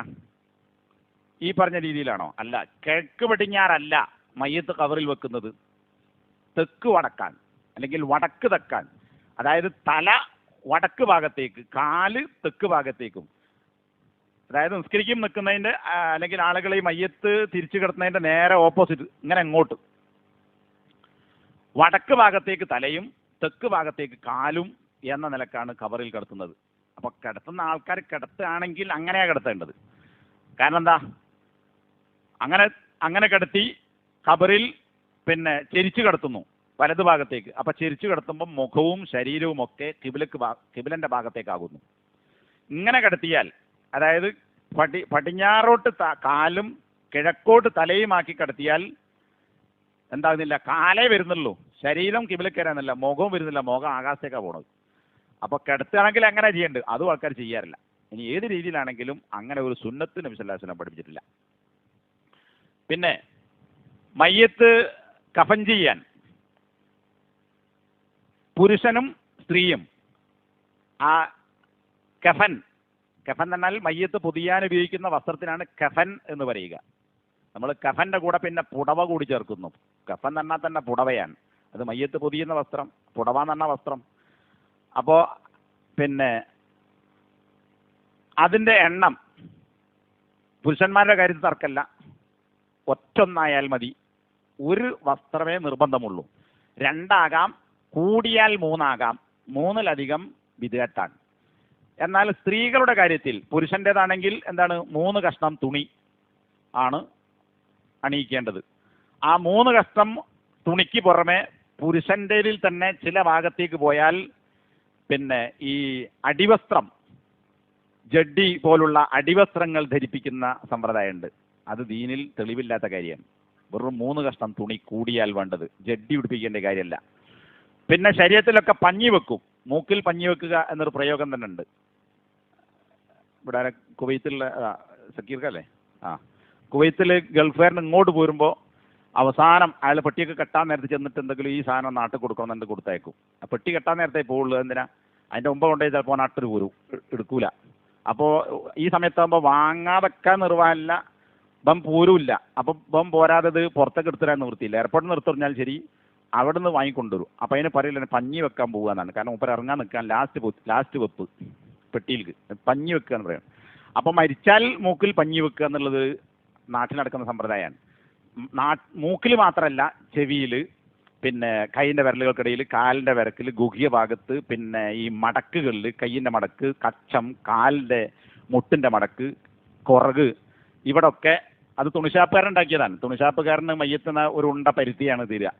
അപ്പോൾ മയ്യത്തിൽ ഒരു പരുത്തി കഷ്ണവും വെക്കേണ്ട യാതൊരു ആവശ്യമില്ല. നേരെ മറിച്ച് അയാളുടെ ഏതെങ്കിലും ഭാഗത്ത് നിന്ന് ചിലപ്പോൾ മുറിവുണ്ടാകാം, അല്ലെങ്കിൽ പിൻഭാഗത്ത് നിന്നോ മുൻഭാഗത്ത് നിന്നോ വായിൽ നിന്നോ മൂക്കിൽ നിന്നോ മുറിവിൽ നിന്നോ വല്ല നീരോ ചലമോ പുറത്തേക്ക് വരുന്നുണ്ടെങ്കിൽ, അല്ലെങ്കിൽ മലമോ മൂത്രമോ പുറത്തേക്ക് വരുന്നുണ്ടെങ്കിൽ, അത് ഈ കഫൻ വസ്ത്രത്തിൽ ആകുമെന്നുണ്ടെങ്കിൽ അത് വരാതിരിക്കാൻ വേണ്ടി കട്ടിയിൽ അവിടെ വെച്ചു കൊടുക്കാം. അതെന്തിനാണ്?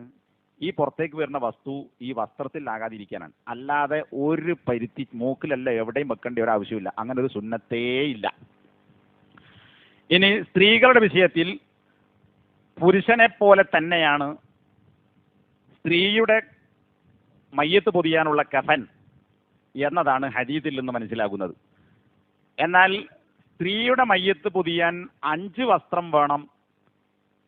അതായത് ഒരു തുണി, ഒരു കുപ്പായം, പിന്നെ ഒരു മക്കന, 2 പൊതിയാനുള്ള തുണികൾ, അങ്ങനെ 5 എണ്ണം. അത് ചില ഭാഗത്തൊക്കെ നിസ്കാര കുപ്പായം ഉടുപ്പിക്കലാണ്. നബീൻ്റെ കാലത്ത് നിസ്കാര കുപ്പായം തന്നെ, നിസ്കരിക്കാനായിട്ട് ഒരു കുപ്പായം തന്നെ വേറല്ല. അതൊക്കെ നമ്മുടെ നാട്ടിലുണ്ടായതാണ്. നിസ്കരിക്കാനായിട്ടൊരു വെളുത്ത കുപ്പായം, അവിടത്ത് മറക്കണം, അത് വേറെ വിഷയം. അപ്പോൾ ഇങ്ങനെ 5 വസ്ത്രം ഉണ്ടാകണം എന്ന് പറയുന്ന ഹദീസുണ്ട്. നബി സല്ലല്ലാഹു അലൈഹി വസല്ലമയുടെ പേരക്കുട്ടി മരിച്ചപ്പോൾ, ഇനി മകള് മരിച്ചപ്പോൾ എന്നല്ല, ഉമ്മു അത്തിയ്യ, അന്നൊക്കെ മയ്യത്ത് കുളിപ്പിച്ചിരുന്ന അൻസാരി പെണ്ണുങ്ങളെ കൊടുത്തപ്പെട്ട ഒരു സഹാബ വനിതയാണ് ഉമ്മു അത്തിയ്യ റളിയല്ലാഹു അൻഹ. ആ ഉമ്മു അത്തിയ്യയോട് നബി സല്ലല്ലാഹു അലൈഹി വസല്ലമ അങ്ങനെ കൽപ്പിച്ചു എന്ന് പറയുന്ന റിപ്പോർട്ടുണ്ട്. എന്നാൽ ആ ഹദീസ് ലഈഫാണ് എന്ന് ശൈഖ് അൽബാനി റഹിമഹുല്ല രേഖപ്പെടുത്തിയതാണ്. അദ്ദേഹം മാത്രമല്ല, പല പണ്ഡിതന്മാരും ആ ഹദീസ് ലഈഫാണ് എന്ന് പറഞ്ഞിട്ടുണ്ട്. അതുകൊണ്ട് തന്നെ പുരുഷന് ഉള്ളതുപോലെ അതേ വസ്ത്രമാണ് പെണ്ണിനെയും കഫൻ ചെയ്യാൻ വേണ്ടി ഉപയോഗിക്കേണ്ടത്. കൂടിയാൽ 3 കഷ്ണം തുണി. തുണി പുതിയ ആയിക്കൊള്ളുന്നില്ല, പഴയത് മതി. കരണ്ടായാലും കുഴപ്പമില്ല, വെളുത്ത് തന്നെ ആകണമെന്നില്ല, എന്തുമാകാം. നബി കുപ്പായം ഊരിക്കൊടുത്ത് നബിയുടെ കുപ്പായത്തിൽ മറവ് ചെയ്ത സംഭവങ്ങൾ ഹദീസുകളുണ്ട്. നബിന്റെ കമീസ് കുപ്പായം ഊരിക്കൊടുത്തു, ആ കുപ്പായത്തിൽ കഫൻ ചെയ്തു. അതുപോലെ യുദ്ധത്തിൽ പുതപ്പ് വേറൊന്നുമില്ലാത്തത് കൊണ്ട് പുതപ്പെടുത്ത് പുതപ്പിൽ പൊതിഞ്ഞ് ചുരുട്ടി എന്ത് ചെയ്തു, മറവ് ചെയ്തു. അപ്പോൾ പുതിയത് വാങ്ങണം നിർബന്ധമല്ല. ഇവിടെ സ്ത്രീക്കും പുരുഷനും അങ്ങനത്തെ. അപ്പോൾ ഇതൊന്നും നാട്ടിൽ പറഞ്ഞാൽ ആരും സ്വീകരിക്കില്ല, ഇതൊക്കെ പുതിയ വാദമാണ് എന്ന് പറയും. എന്നാൽ മറ്റത് ദുർബലമായ ഹദീസാണ്. അതുകൊണ്ട് തന്നെ വേറെ സ്ത്രീക്ക് ഇത്ര വസ്ത്രം വേണം അല്ലെങ്കിൽ ഇന്ന വസ്ത്രം വേണം എന്ന് സ്വഹീഹായ ഹദീസ് വന്നിട്ടില്ലാത്തതിനാൽ പുരുഷനെ പോലെ തന്നെ സ്ത്രീക്കും 3 തുണിയിൽ കഫൻ ചെയ്താൽ മതി. ഒരു 10, ഒരു 25, ഒരു ഏകദേശം ഒരു 15 കൊല്ലം മുമ്പ് എൻ്റെ ഉമ്മൻ്റെ ഉമ്മ മരിച്ചു, വല്യമ്മ. അപ്പം എൻ്റെ വീട്ടിൽ എല്ലാവരും കേന്നംകാരാണ്, അതിൽ പുറത്ത് ഞാൻ മാത്രമേ ഉള്ളൂ. അപ്പോൾ വല്യമ്മനെ കുളിപ്പിച്ചപ്പോൾ അന്ന് വലിയ പിടിവാശിയുള്ള ആൾക്കാരൊന്നും ഇരുത്തില്ലാത്തത് കൊണ്ട് ഞാൻ എൻ്റെ തീരുമാനപ്രകാരം എന്ത് ചെയ്തു, ഈ പറഞ്ഞതൊക്കെ ഒഴിവാക്കി. വീട്ടിലുണ്ടായിരുന്ന ഒരു പഴയ തുണി എടുത്തു, പിന്നെ 2 തുണിക്കഷ്ണം വാങ്ങിയതും കൂട്ടി 3 കഷ്ണം തുണിയെടുത്തിട്ട് സാധാ പുരുഷനെ കഫൻ ചെയ്യുന്നത് പോലെ കഫൻ ചെയ്തു എൻ്റെ ഉമ്മൻ്റെ ഉമ്മനെ. അങ്ങനെ ഞാൻ അത് നടപ്പിലാക്കിയിട്ടുണ്ട്. അപ്പം നമുക്കും ചെയ്യാവുന്നതാണ്, നബിൻ്റെ സുന്നത്തനുസരിച്ച് ചെയ്യുക.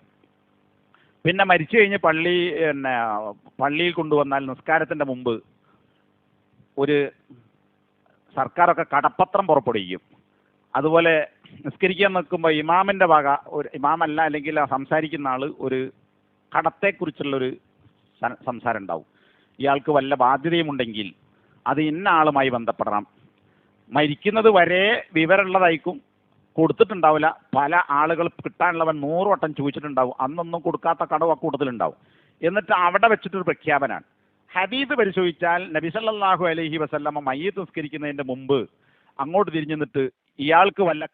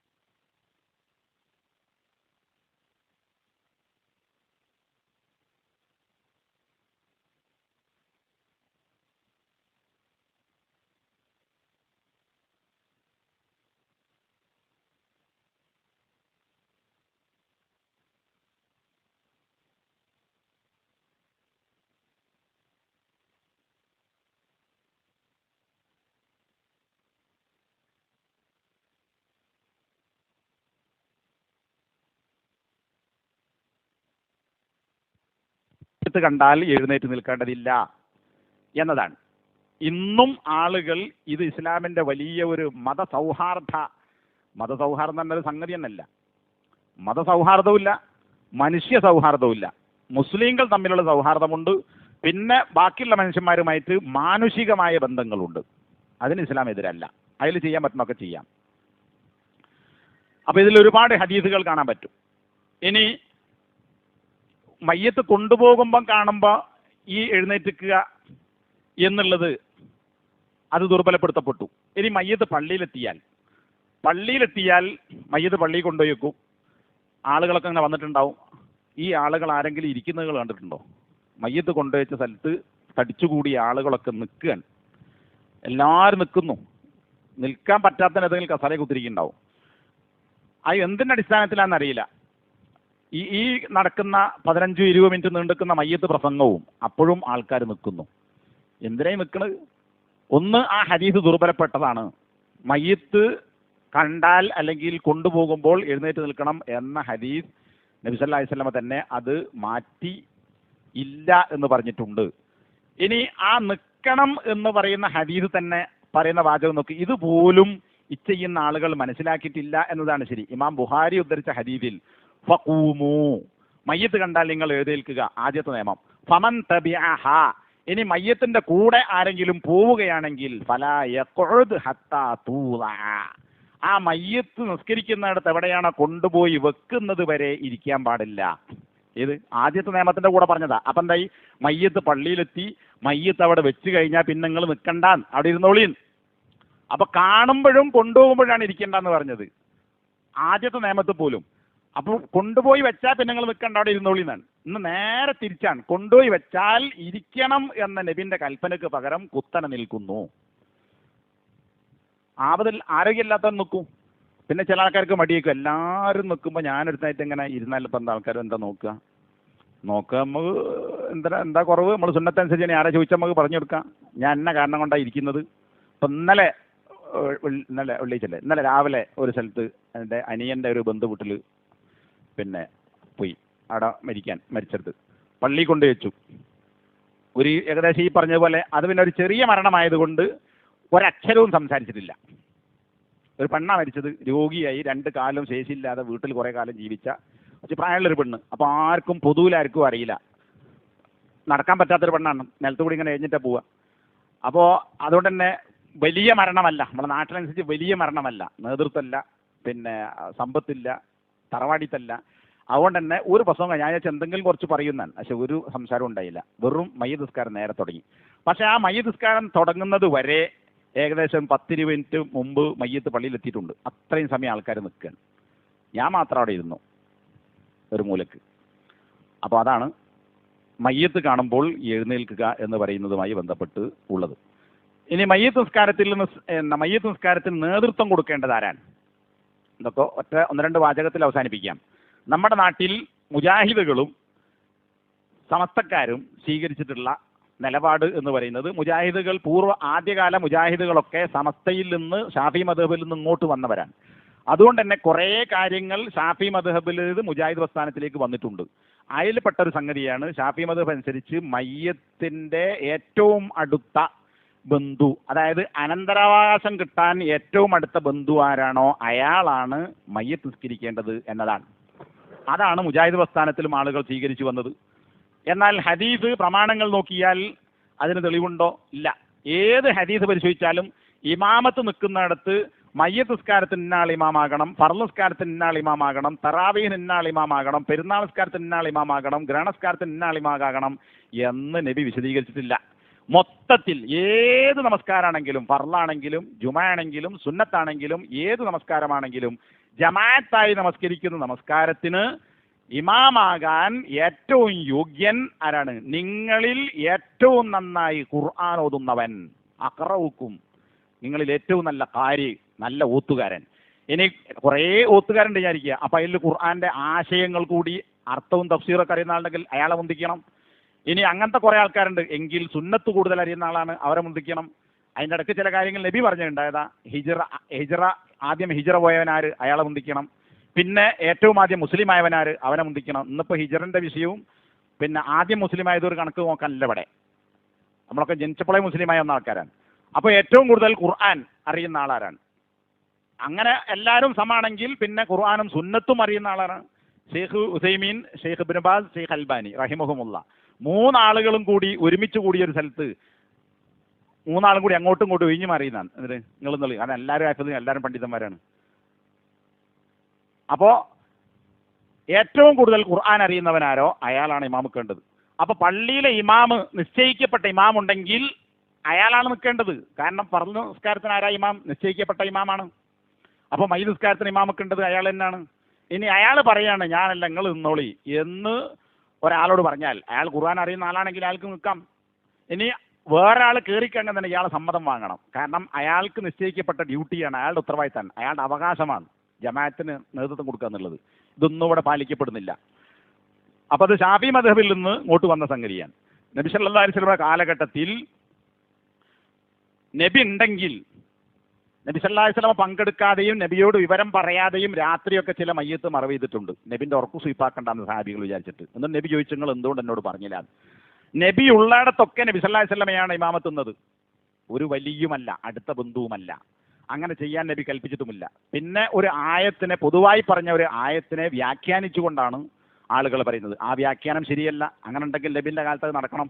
മാത്രമല്ല പിൽക്കാലത്തുണ്ടായ ചില സംഭവങ്ങൾ മുസ്ലിങ്ങൾക്കിടയിൽ ചില അഭിപ്രായ വ്യത്യാസങ്ങൾ ഉണ്ടായിരുന്നിട്ടും അവിടെ ഒരാൾ മരണപ്പെട്ടപ്പോൾ അന്ന് ഗവർണറായിരുന്ന ആള് ഇമാമത്ത് നിന്നു. ആ സന്ദർഭത്തിൽ ഹസൻ റളിയല്ലാഹു അൻഹു, ഹുസൈൻ ആരാ ഒരാളാണ്, ഞാൻ ഇപ്പോൾ പേര് ഓർക്കുന്നില്ല, പറഞ്ഞത് നബിയുടെ സുന്നത്ത് ഇല്ലായിരുന്നുവെങ്കിൽ അയാളെ ഞാൻ നിർത്തുമായിരുന്നില്ല. അതെന്തുകൊണ്ടാണ്? ഭരണാധികാരിയാണ് ഇമാമാകാൻ ഒന്നാമത്തെ യോഗ്യൻ, അല്ലെങ്കിൽ ഭരണാധികാരി നിശ്ചയിക്കുന്ന ആളുകൾ. അപ്പോൾ ഇവിടെ ഭരണാധികാരി സ്ഥലത്തുണ്ട്, അയാളാണ് അവിടെ അർഹതപ്പെട്ട ആൾ, അഹക്ക അയാൾ. അപ്പോൾ അയാൾ നിന്നു. എന്നാൽ നമ്മുടെ നാട്ടിൽ ഇതൊന്നുമല്ല നടക്കുന്നത്. ഇത് കോഴിക്കോട് ജില്ലയിൽ ഉണ്ടായൊരു സംഭവമാണ്. കുറേ മുന്നേ 10-20 കൊല്ലം മുമ്പ് ഒരു മകനെ പിടിച്ച് ഇമാമാക്കി മയ്യിദ് നിസ്കാരത്തിന്. ഇവൻ രണ്ടാമത്തെ തക്ബീറിൽ റുക്കൂ പോയി. ഇത് കഥ വരണമല്ല, ഉണ്ടായ സംഭവം. ഞാൻ സാക്ഷിയല്ലെങ്കിലും KNM-ന്റെ ഒരു ജില്ലാ സെക്രട്ടറിയും സംസ്ഥാന ഭാരവാഹിയും ഇപ്പോഴും KNM-ന്റെ അകത്തുണ്ട്. തിരിച്ചു വന്ന ആള് ജയിച്ചപ്പോൾ അയാൾ പറഞ്ഞതാ, ഞാൻ കേട്ടതാ. അള്ളാഹു ഒക്കെ വന്നിട്ട് രണ്ടാം തക്ബീർ റുക്കൂലേക്ക് പോയി. ഇവൻ ആദ്യമായിട്ടേക്കും ഈ വാപ്പൻ്റെ മയ്യിദ് കഴിക്കാനായിരിക്കും വരുന്നത്. അപ്പോൾ ആ ജാതി ഗതികേണ്ടാണ്. എന്തുകൊണ്ടാണ്? അർഹരല്ലാത്തവൻ കയറി നിന്നിട്ട്. ഇനി അങ്ങനെയാണെങ്കിൽ ഹറമിൽ നിസ്കാരം നടക്കുന്നുണ്ട്. എത്ര മയ്യത്ത്? മിക്കവാറും വക്തിന് മയ്യത്തുകൾ ഉണ്ടാവും. 13 എണ്ണമൊക്കെ ഞാനൊരു വക്തിന് എണ്ണിയിട്ടുണ്ട്. 13 മയ്യത്തുകൾ. അങ്ങനെ മിക്ക വക്തിനും മയ്യത്ത് നിസ്കാരം ഉണ്ടാവും. അവിടെ ആരാ ഇമാമിക്കണ്? അവിടുത്തെ ഇമാം. മദീനത്താരാ? അവിടുത്തെ ഇമാം. ഏതെങ്കിലും വലിയനെ വിളിക്കുന്നുണ്ടാവും? ഇല്ല. ഇനി 2 മരണം ഒരുമിച്ചുണ്ടായിരിക്കുക, 2 മയ്യത്ത്, 2 കുടുംബത്തിൽപ്പെട്ട. അപ്പോൾ അടുത്ത ബന്ധുവാണ് നിൽക്കേണ്ടതെങ്കിൽ 2 ജമാഅത്ത് നടത്തേണ്ടി വരും. കാരണം ഒന്നിൻ്റെ ബന്ധു അതിനെ നിസ്കരിക്കുക, മറ്റേൻ്റെ ബന്ധു മറ്റേ നിസ്കരിക്കുക. ഇപ്പോൾ ഈ കഴിഞ്ഞ ആഴ്ച പുളിക്കൽ വലിയ മുജാഹിദ് മഹല്ലാണ്, അവിടെ ഒരു മയ്യത്ത് നിസ്കരിക്കാൻ വേണ്ടി പോയി ഞാൻ. അപ്പോൾ അവിടെ അനൗൺസ് ചെയ്തു 2 മയ്യത്തുണ്ട്, 2ഉം ഒരുമിച്ചെത്തുമെന്നാണ് അറിയിച്ചിട്ടുള്ളത്. അപ്പം എൻ്റെ മനസ്സിലേക്ക് വന്ന ചിന്ത ഇതാണ്, ഇത് 2 മയ്യത്തും ഒരുമിച്ചെത്തിയാൽ ഈ മുജാഹിദുകളുടെയും ഷാഫി മദ്ഹബിൻ്റെയും വാദമനുസരിച്ച് ആരായിരിക്കും ഇമാമത്ത് നിൽക്കുക? ഒരു തർക്കം വരില്ല അവിടെ. പക്ഷേ എന്തോ ഭാഗ്യത്തിന് 2ാമത്തെ മയ്യത്ത് ആദ്യത്തത് മറവ് ചെയ്യുന്ന സമയത്താണ് വന്നത്. അപ്പോൾ 2 വേറെ നിസ്കാരം നടന്നു. പിന്നെ മയ്യിദ് നിസ്കാരത്തിൽ നിന്ന് സലാം വീട്ടുമ്പോൾ അസ്സലാമു അലൈക്കും വറഹ്മത്തുള്ളാഹി വബറകാതുഹു എന്ന് 2 ഭാഗത്തേക്കും ചൊല്ലും. ഇപ്പറഞ്ഞതും ഏത് നമസ്കാരത്തിൽ നിന്ന് സലാം വീട്ടുമ്പോഴും ഒരൊറ്റ രീതിയാണ്. മയ്യിത്ത് നമസ്കാരത്തിനായി മാത്രം ഒരു പ്രത്യേക സലാം വീട്ടുന്ന രീതിയില്ല. ഇപ്പം സൗദിയിലൊക്കെ ഒറ്റ സലാമേ വീട്ടുള്ളൂ. 2 സലാം എന്നൊരു ഏർപ്പാട് തന്നെ മയ്യിത്ത് നിസ്കാരത്തിന് എവിടെയുമില്ല. അത് അംബലി മദ്ഹബ, അത് സലഫിയത്തല്ല. എന്ന് പറഞ്ഞാൽ ഹദീസിൽ സ്ഥലപ്പെട്ടതനുസരിച്ചല്ല. ഹദീസിൽ മയ്യിത്ത് നിസ്കാരത്തിനായി ഒരു സലാമേ പാടുള്ളൂ എന്നില്ല. ഇതും നേരത്തെ പലപ്പോഴും പ്രസംഗിച്ചതും ലേഖനം എഴുതിയതുമാണ്. അവിടെ ഞാൻ തെളിവും കാര്യത്തിലേക്കും പോകുന്നില്ല. നബിയിൽ നിന്ന് 2ഉം സ്ഥിരപ്പെട്ടിട്ടുണ്ട്. നബി സല്ലല്ലാഹു അലൈഹി വസല്ലമക്ക് ശേഷവും സഹാബികളിൽ നിന്ന് 2 സലാം വീട്ടിയതായി സ്ഥിരപ്പെട്ടിട്ടുണ്ട്. അപ്പോൾ ഒരു സലാം മാത്രമേ ഉള്ളൂ എന്നത് ഹദീസിനെതിരാണ്. 1ഉമാകാം 2ഉമാകാം. ഏതുപോലെ ഫർള് നിസ്കാരത്തിൽ നിന്ന് സലാം വീട്ടുമ്പോഴും ഒരു ഭാഗത്തേക്ക് മാത്രം സലാം വീട്ടിയാൽ മതി. 2 ഭാഗത്തേക്കാകാം. 1 നിർബന്ധമുള്ളൂ, 2ാമത്തേത് സുന്നത്താണ്. മയ്യിദ് നിസ്കാരത്തിൽ അങ്ങനെ മതി. ഇനി അവിടെ ഒരു വബറകാതുഹു ചേർക്കും. അത് രണ്ട് ഭാഗത്തേക്കും വബറക്കാത്തുഹു എന്നില്ല. അത് നിൽക്കുന്ന ആൾക്കാർക്ക് അറിയാത്തതുകൊണ്ടാണ്. ഏതൊരുത്തൻ ചെല്ലുന്നത് കേട്ടിട്ടുണ്ടാവും. അപ്പം വേറെ തന്നെ വാപ്പ മരിച്ചാൽ അല്ലെങ്കിൽ ബന്ധു മരിച്ചാൽ അസ്സലാമു അലൈക്കും വറഹ്മത്തുള്ളാഹി വബറകാത്തു മറ്റേ ഭാഗത്തേക്കും. നബിയുടെ ഹദീസിൽ സ്ഥിരപ്പെട്ടത് ഏത് നമസ്കാരത്തിലാണെങ്കിലും 4 രീതികളുണ്ട്. ആ 4 രീതി ഇപ്പോൾ പറയുന്നില്ല, ഇവിടെ ഈ ആവശ്യമുള്ളത് മാത്രം പറയാം. വലത്തോട്ട് അസ്സലാമു അലൈക്കും വറഹ്മത്തുള്ളാഹി വബറകാതുഹു എന്ന് പറയുകയും ഇടത്തോട്ട് വബറക്കാത്തു പറയാതിരിക്കുകയും ചെയ്യുക എന്നതാണ് നബിന്റെ സുന്നത്ത്. എന്നാൽ അതിൽ നിന്ന് വ്യത്യസ്തമായി 2 ഭാഗത്തേക്കും വബറക്കാത്തു കൂട്ടുന്നു. അത് നബിന്റെ സുന്നത്തിനെതിരാണ്. 14-ാമത്തെ കാര്യം, പിന്നെ മയ്യത്ത് ഖബറിൽ കൊണ്ടുപോയി വെക്കുമ്പോൾ അവിടെ മയ്യത്തിന്റെ പിന്നെ ഈ കഫൻ നീക്കി മുഖത്ത് ഒരു ഉരുള ചളി മണ്ണ് കുഴച്ചിട്ട് ചളിയാക്കി മുഖത്ത് വെക്കും. ഇത് സമസ്തക്കാർ ചെയ്യുന്നതാണ്. സമസ്തക്കാരുടെ ഖബറിസ്ഥാനിൽ കൊണ്ടുപോയി വെക്കുന്ന മുജാഹിദുകളുടെ ഒരുപാട് മയ്യത്തുകളുണ്ട്. ഒരുപാട് സ്ഥലത്ത് അങ്ങനെ ഉണ്ട്. സമസ്തക്കാരൻ്റെ ഖബറിസ്ഥാനിലേക്ക് മുജാഹിദിനെ കൊണ്ടുപോയിക്കുന്ന സ്വന്തമായി ഖബറിസ്ഥാൻ ഉണ്ടാവില്ല. അവിടെ പോലും ഈ പണിയെടുക്കുന്ന ചങ്ങായി ആരാ? ഈ ശിർക്ക് ചെയ്യുന്ന ഖുറാഫിയായ ആളാണ് ഖബർ കുഴിക്കുന്നതും ഈ കർമ്മങ്ങളൊക്കെ ചെയ്യുന്നത്. തൗഹീദുള്ളവനല്ല. അത് നമുക്ക് ഓൽക്ക് എഴുതി കൊടുത്തുകയാണ്, തീരെ എഴുതി കൊടുത്തതാണ്. എന്നാൽ അവിടെയെങ്കിലും മുജാഹിദ് പറയണ്ടേ, എൻ്റെ ഈ മയ്യത്തിൻ്റെ മുഖത്ത് ഈ ചളി വെക്കണ്ട, മണ്ണുരുള വേണ്ട, മണ്ണ് തീറ്റിക്കാനല്ല, മണ്ണ് തീറ്റിക്കണ്ട എന്ന് പറയണം. പറയല്ല. ഇത് വളരെ പ്രമുഖമായ തറവാട്ട് മുജാഹിദ് മഹല്ലുകളിൽ 2-3 സ്ഥലത്ത് ഞാൻ കണ്ടിട്ടുണ്ട്. ഒന്ന് കോഴിക്കോട് കക്കോടി, ഒന്നല്ല പലവട്ടം. അതിൻ്റെ ആൾക്കാരോട് ഞാൻ പലവട്ടം പറഞ്ഞു. അതുപോലെ തന്നെ അത്തോളി, പഴയകാല മുജാഹിദ് തറവാട്ട് പള്ളിയാണ്. അവിടെ വളരെ മുമ്പ് ഒരു നിസ്കാരത്തിന് പോയപ്പോൾ അവിടെയും ഇത് ചെയ്യുന്നത് കണ്ടു. എന്തുകൊണ്ടാണ് ഇതേ മുജാഹിദുകൾ മനസ്സിലാക്കാത്തത്? അപ്പം അങ്ങനെ ഒരു ഏർപ്പാടുണ്ടോ? ഈ മണ്ണ് തീറ്റി എന്താ വിശ്വാസം? സ്വർഗത്തിലേക്കോ നരകത്തിലേക്കോ തീരുമാനിക്കപ്പെടുന്നവരെയുള്ള മൂപ്പര ഭക്ഷണം എന്നാണ് ഖുറാഫികളോട് ചോദിച്ചാൽ പറഞ്ഞത്. ഓല കിതാബ് പോലും ഞാൻ തെളിവ് കണ്ടിട്ടില്ല. ഖുറാഫികളുടെ ബുക്കിൽ പോലും അതിന് തെളിവില്ല. അപ്പോൾ ഇപ്പോൾ ഇത് ഉരുള വെക്കാൻ സ്വർഗത്തിലേക്കോ നരകത്തിൽ ആയിക്കോട്ടെ, നരകത്തിലേക്ക് തീരുമാനിച്ചു കഴിഞ്ഞാൽ പിന്നെ കൊടുക്കാൻ കഴിയുമോ? ഇല്ല. അങ്ങോട്ട് ഓസിടാൻ പറ്റുമോ? ഒന്നും പറ്റില്ലല്ലോ. അപ്പോൾ അങ്ങനെ നബി ചെയ്തിട്ടുണ്ടോ? ഇല്ല. അപ്പോൾ ഈ മുജാഹിദുകൾ പോലും അത്തരം സ്ഥലങ്ങളിൽ ചെയ്തുകൊണ്ടിരിക്കുന്നു. മുജാഹിദിന്റെ ഖബറിസ്ഥാനിൽ ചെയ്യുന്നത് കണ്ടിട്ടില്ല. അല്ലാത്തടത്തുണ്ട്, ഒരുപാട് മഹലിൽ അങ്ങനെ ഉണ്ട്. പക്ഷേ മുജാഹിദുകൾ ആരും പഠിപ്പിക്കപ്പെട്ടിട്ടില്ല, പറഞ്ഞു കൊടുക്കുന്നില്ല. അതുകൊണ്ട് ഈ ജാതി ഖുറാഫാത്തൊക്കെ ഇതിനൊക്കെ എതിർക്കുന്ന ആളുകൾ മരിച്ചിട്ടും അനുഭവിക്കേണ്ടി വരുന്നു എന്നതാണ് അതിൻ്റെ ദുരന്ത ഫലം. അതുപോലെ തന്നെ അതിൻ്റെ കൂടെ സുന്നി സമസ്തക്കാരായ ആളുകൾ ഇന്നാ അൻസൽനാഹു ഫീ ലൈലത്തുൽ ഖദർ എന്ന് പറയുന്ന സൂറത്ത് 7 തവണ ഓതും അതിൻ്റെ കൂടെ. എന്നിട്ട് അത് വെക്കുക. ഒരു വേറെന്തൊക്കെ ചിലാണ്. ഇതൊന്നും ഷാഫി മദ്ഹബിൽ പോലും അതിന് ഒരു തെളിവും പറയുന്നില്ല. നമ്മുടെ ഇന്ന ഷെയ്ഖ് പറഞ്ഞിരിക്കുന്നു എന്നാണ് ഷാഫി മദ്ഹബിൽ തന്നെയുള്ള തെളിവ്. അവർ പറയുന്നതിലൊന്നും എന്തില്ല, ഒരു രേഖയില്ല, സ്വഹീഹായ ഒരു കാര്യമില്ല. അപ്പോൾ ആ സംഗതിയും ചെയ്യേണ്ടതില്ല. പിന്നെ ചില സ്ഥലത്ത് മയ്യത്തിൻ്റെ മുഖത്ത് നിന്ന് വസ്ത്രം നീക്കി മയ്യത്തിൻ്റെ ഈ ഭാഗത്തുള്ള ചെരിച്ച് കടത്തിയ വലതു ഭാഗത്തുള്ള മുഖത്തിൻ്റെ ശരീരഭാഗം നിലത്തേക്ക് വെക്കുന്നു. ചില ആളുകൾ ഒരു കുറച്ച് ഉയരമുള്ള ഒരു തലയണ പോലെ തലൻ്റെ ഭാഗത്ത് ഉണ്ടാക്കി വെക്കുന്നു. ഒരു വരമ്പ്, ഒരു ഹമ്പ് ഉണ്ടാക്കുക. അങ്ങനെ എന്തെങ്കിലും വെച്ചിട്ട് പൊന്തിക്കും. അത് മണ്ണായിരിക്കും.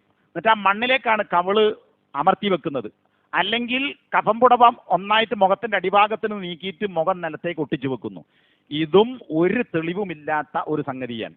ഉമർ ഖത്താബ് റളിയല്ലാഹു അൻഹു മരിക്കുന്നതിന് മുമ്പ് അങ്ങനെ വസിയത്ത് ചെയ്തിരുന്നു എന്ന് പറഞ്ഞാൽ എൻ്റെ കവിള് നിങ്ങൾ നിലത്തേക്ക് ചേർത്ത് വെക്കണം എന്ന് ഇബ്നുൽ മുൻദിർ അദ്ദേഹത്തിൻ്റെ അൽ ഔസത്തിൽ ഉദ്ധരിച്ച ഒരു ഹദീസ് കാണാം, ഒരു സംഭവം. ഉമർ ഖത്താബിൻ്റെ ഒരു വസിയത്ത് അത് ദുർബലമായതാണ്. നബിയിൽ നിന്ന് ആ വിഷയത്തിൽ ഒന്നും സ്ഥിരപ്പെട്ടിട്ടില്ല. പിന്നെ മയ്യത്ത് മറവ് ചെയ്തു കഴിഞ്ഞാൽ പിന്നെ അതിൻ്റെ മുകളിൽ എന്ത് ചെയ്യുന്നു? വെള്ളമൊഴിക്കുന്നു. വെള്ളമൊഴിക്കുന്നത് സ്ഥിരപ്പെട്ടതല്ല. വെള്ളമൊഴിക്കേണ്ട കാര്യമല്ല. 2 ബക്കറ്റ് കർക്കിടകത്തിൽ പെരുമഴ പെയ്യുമ്പോൾ പോലും 2 ബക്കറ്റ് വെള്ളം കൊണ്ടുവന്ന് കബറിൻ്റെ മുകളിൽ 2 സൈഡിൽ ഒഴിക്കും. ഒരാവശ്യവും അതിനില്ല. ഖബറിൻ്റെ മേൽ വെള്ളമൊഴിക്കൽ അനുവദനീയമാണ് എന്ന് പറഞ്ഞിട്ടുണ്ട് ചില പണ്ഡിതന്മാർ, സലഫികൾ. അതെന്തിനാ? പൊടിമണ്ണുള്ള കാലത്താണ്, മഴ പെയ്യാത്ത കാലം, നനവില്ലാത്ത മണ്ണാണെങ്കിൽ അത് ചിലപ്പം പ്രത്യേകിച്ച് മരുഭൂമിയിലും ഗൾഫ് രാജ്യങ്ങളിലൊക്കെ കാറ്റിൽ ഈ മണ്ണ് നന്നായിട്ട് പാറിപ്പോകാൻ സാധ്യതയുണ്ട്. മണലയിക്കും. അതിങ്ങനെ ചുഴറ്റിയെടുത്തിട്ട് കാറ്റ് കൊണ്ടുപോകും. അത് സൗദി അറേബ്യയിലും ഗൾഫിലൊക്കെ പോയ ആളുകൾക്കറിയാം. നമ്മൾ കാണാത്തൊരു കുന്ന് റൂട്ടിന് നടുക്ക് പ്രത്യക്ഷപ്പെടും മണൽക്കാറ്റിൽ. അപ്പം അങ്ങനെ വരുന്നാൽ എന്തുണ്ടാവും? ഖബറ് തിരിച്ചറിയാൻ കഴിയില്ല. ഒരു ചാൺ പൊന്തിക്കണം എന്നാണല്ലോ. ആ പൊന്തി ഒരു ചാൺ ഉയർന്നു നിൽക്കാൻ, ആ മണ്ണ് ഇളകിപ്പോകാതിരിക്കാൻ, ഖബറാണെന്ന് തിരിച്ചറിയാനും, ആ ഒരു ചാൺ ഉയരം എന്ന നബി അനുവദിച്ച അളവ് സംരക്ഷിക്കാനും വേണ്ടി മണ്ണ് അമർന്നു നിൽക്കാൻ നനവില്ലെങ്കിൽ വെള്ളമൊഴിക്കാം. അത് അനുവദനീയമാണ്, അതൊരാവശ്യമുള്ള സംഗതിയാണ്. അല്ലാതെ വെള്ളമൊഴിക്കേണ്ടുന്ന കാര്യമില്ല, അങ്ങനെ സുന്നത്തില്ല. പിന്നെ ഖബറിൻ്റെ മേലെ കല്ല് വെക്കുന്നു. കല്ല് വെക്കുന്നത് 2 കല്ല് ആണ് നമ്മുടെ നാട്ടിലൊക്കെ വെക്കുന്നത്. കല്ല് വെക്കുക എന്നത് സുന്നത്താണ്. ഒരൊറ്റ കല്ല് വെക്കലേ സുന്നത്തുള്ളൂ. നബി സല്ലല്ലാഹു അലൈഹി വസല്ലം ഉസ്മാൻ ഇബ്നു മൽഊൻ റളിയല്ലാഹു അൻഹു നബി സല്ലല്ലാഹു അലൈഹി വസല്ലമയുടെ മുലകുടി ബന്ധത്തിലുള്ള സഹോദരനാണ്. അദ്ദേഹം മരണപ്പെട്ടപ്പോൾ നബി സല്ലല്ലാഹു അലൈഹി വസല്ലം തന്നെ ഒരു കല്ല് സ്വന്തം നബി എടുത്തിങ്ങനെ താങ്ങിക്കൊണ്ടുവന്ന് ഈ ഖബറിന്റെ തലഭാഗത്ത് വെച്ചു. എന്നിട്ട് പറഞ്ഞു, ഈ കല്ലുകൊണ്ട് എൻ്റെ സഹോദരന്റെ ഖബർ ഞാൻ തിരിച്ചറിയുന്നതിന് വേണ്ടിയാണിത്. അപ്പോൾ ഒരു കല്ല് വെക്കലേ സുന്നത്തുള്ളൂ. നമ്മുടെ നാട്ടിൽ 2 കല്ല് വെക്കുന്നു. അത് നബിന്റെ സുന്നത്തിൽപ്പെട്ടതല്ല. ഒരു കല്ലാകാം. ചില സ്ഥലത്ത് ആണുങ്ങളെ ഖബറിന് 2 കല്ലും പെണ്ണിനെ ഖബറിന് 1 കല്ലും.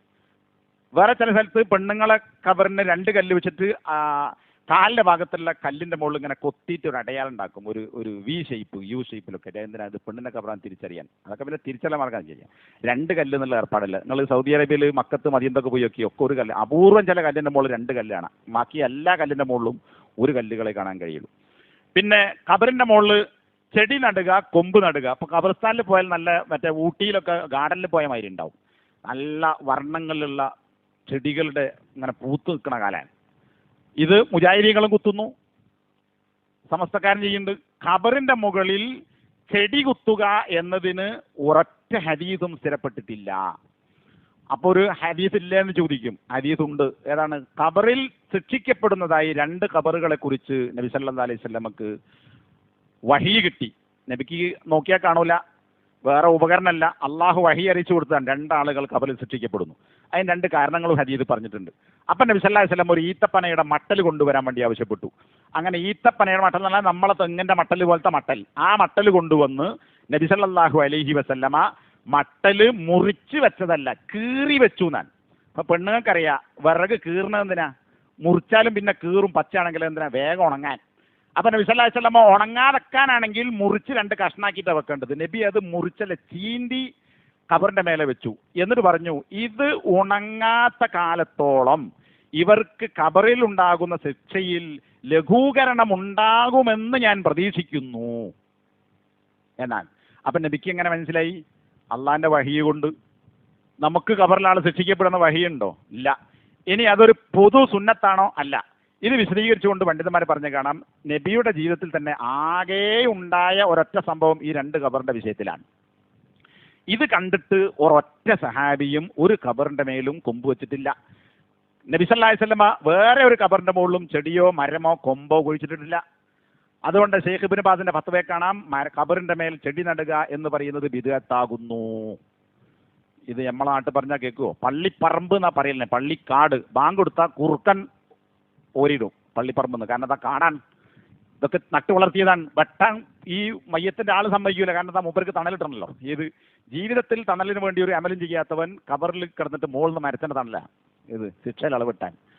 അപ്പോൾ അതിന് യാതൊരു തെളിവില്ല. എന്നിട്ട് പള്ളിപ്പറമ്പ് പള്ളിക്കാടായി കിടക്കുകയാണ്, അങ്ങോട്ട് എടുക്കാൻ പറ്റില്ല. എല്ലാ കുറുക്കൻ, കുറുനരി, അതുപോലെ തന്നെ കീരി, പാമ്പ്, ഈ ജാതി സാധനങ്ങൾ വിളയാട്ടമാണ്.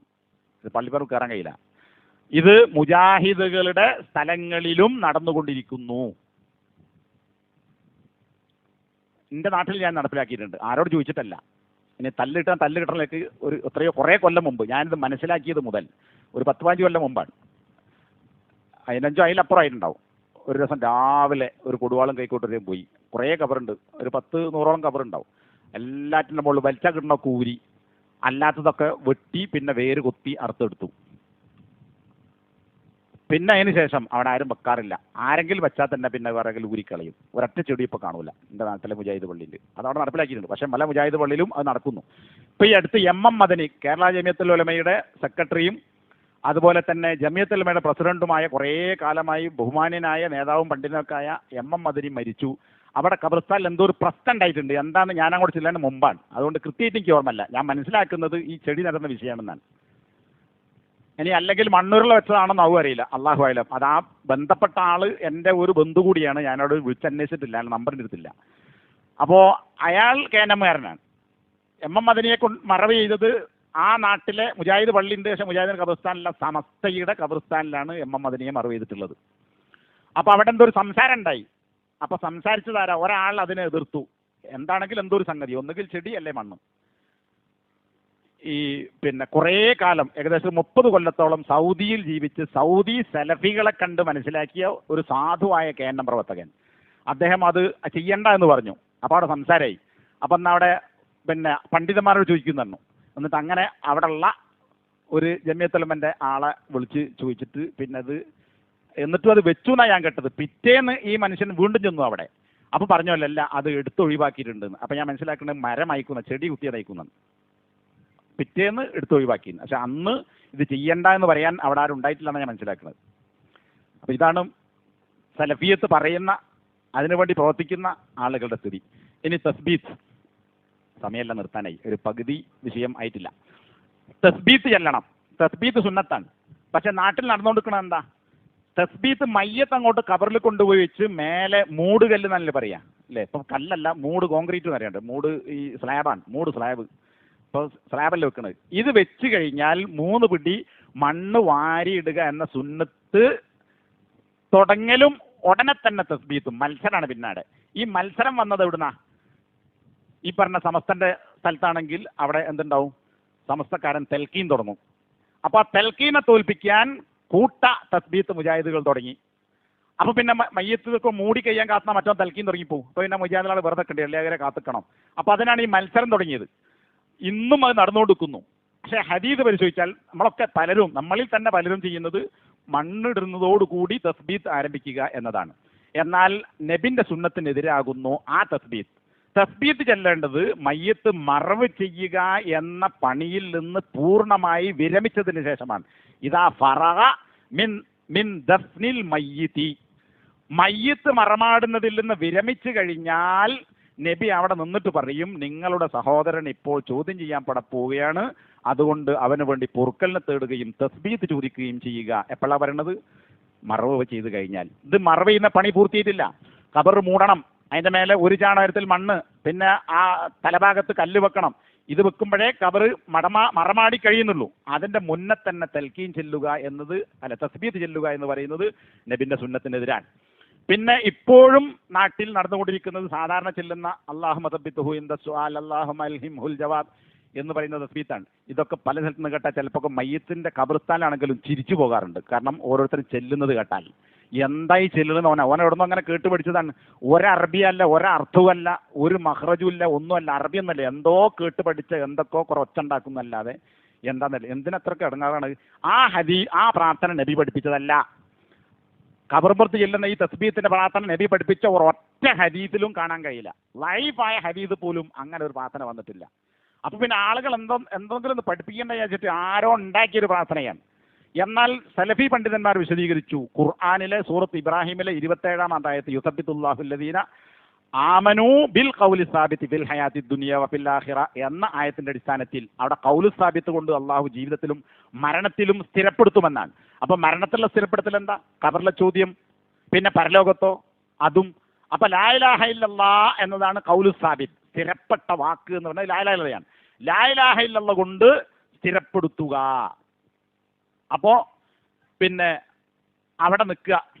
എന്നിട്ട് എന്ത് പറയാ? അല്ലാഹുമ്മഗ്ഫിർ ലഹു അല്ലാഹുമ്മ സബ്ബിത്ഹു ബിൽ ഖൗലി സാബിത്ത്. അത് നബിന്റെ ഹദീസും ആയത്തും കൂട്ടിച്ചേർന്നൊരു പ്രാർത്ഥനയാണ്. നബി പറഞ്ഞാൽ എന്താ? പൊറുക്കലിനത്താണ്. അപ്പൊ അല്ലാഹുമ്മഗ്ഫിർ ലഹു, പിന്നെ അല്ലാഹുമ്മ സബ്ബിത്ഹു. അതിന്റെ കൂടെ എന്തുകൊണ്ടാണ് തസ്ബീത്താക്കേണ്ടത്? ബിൽ ഖൗലി സാബിത്ത്, ലാ ഇലാഹ ഇല്ലല്ലാഹ് കൊണ്ട് ഖബറിൽ അദ്ദേഹത്തെ നീ ഉറപ്പിച്ചു നിർത്തണമെന്ന്. എൻ്റെ റബ്ബാരാണ് എന്ന് ചോദിക്കും. അപ്പൊ അല്ലാഹു ആണെന്ന് ഉത്തരം പറയണം.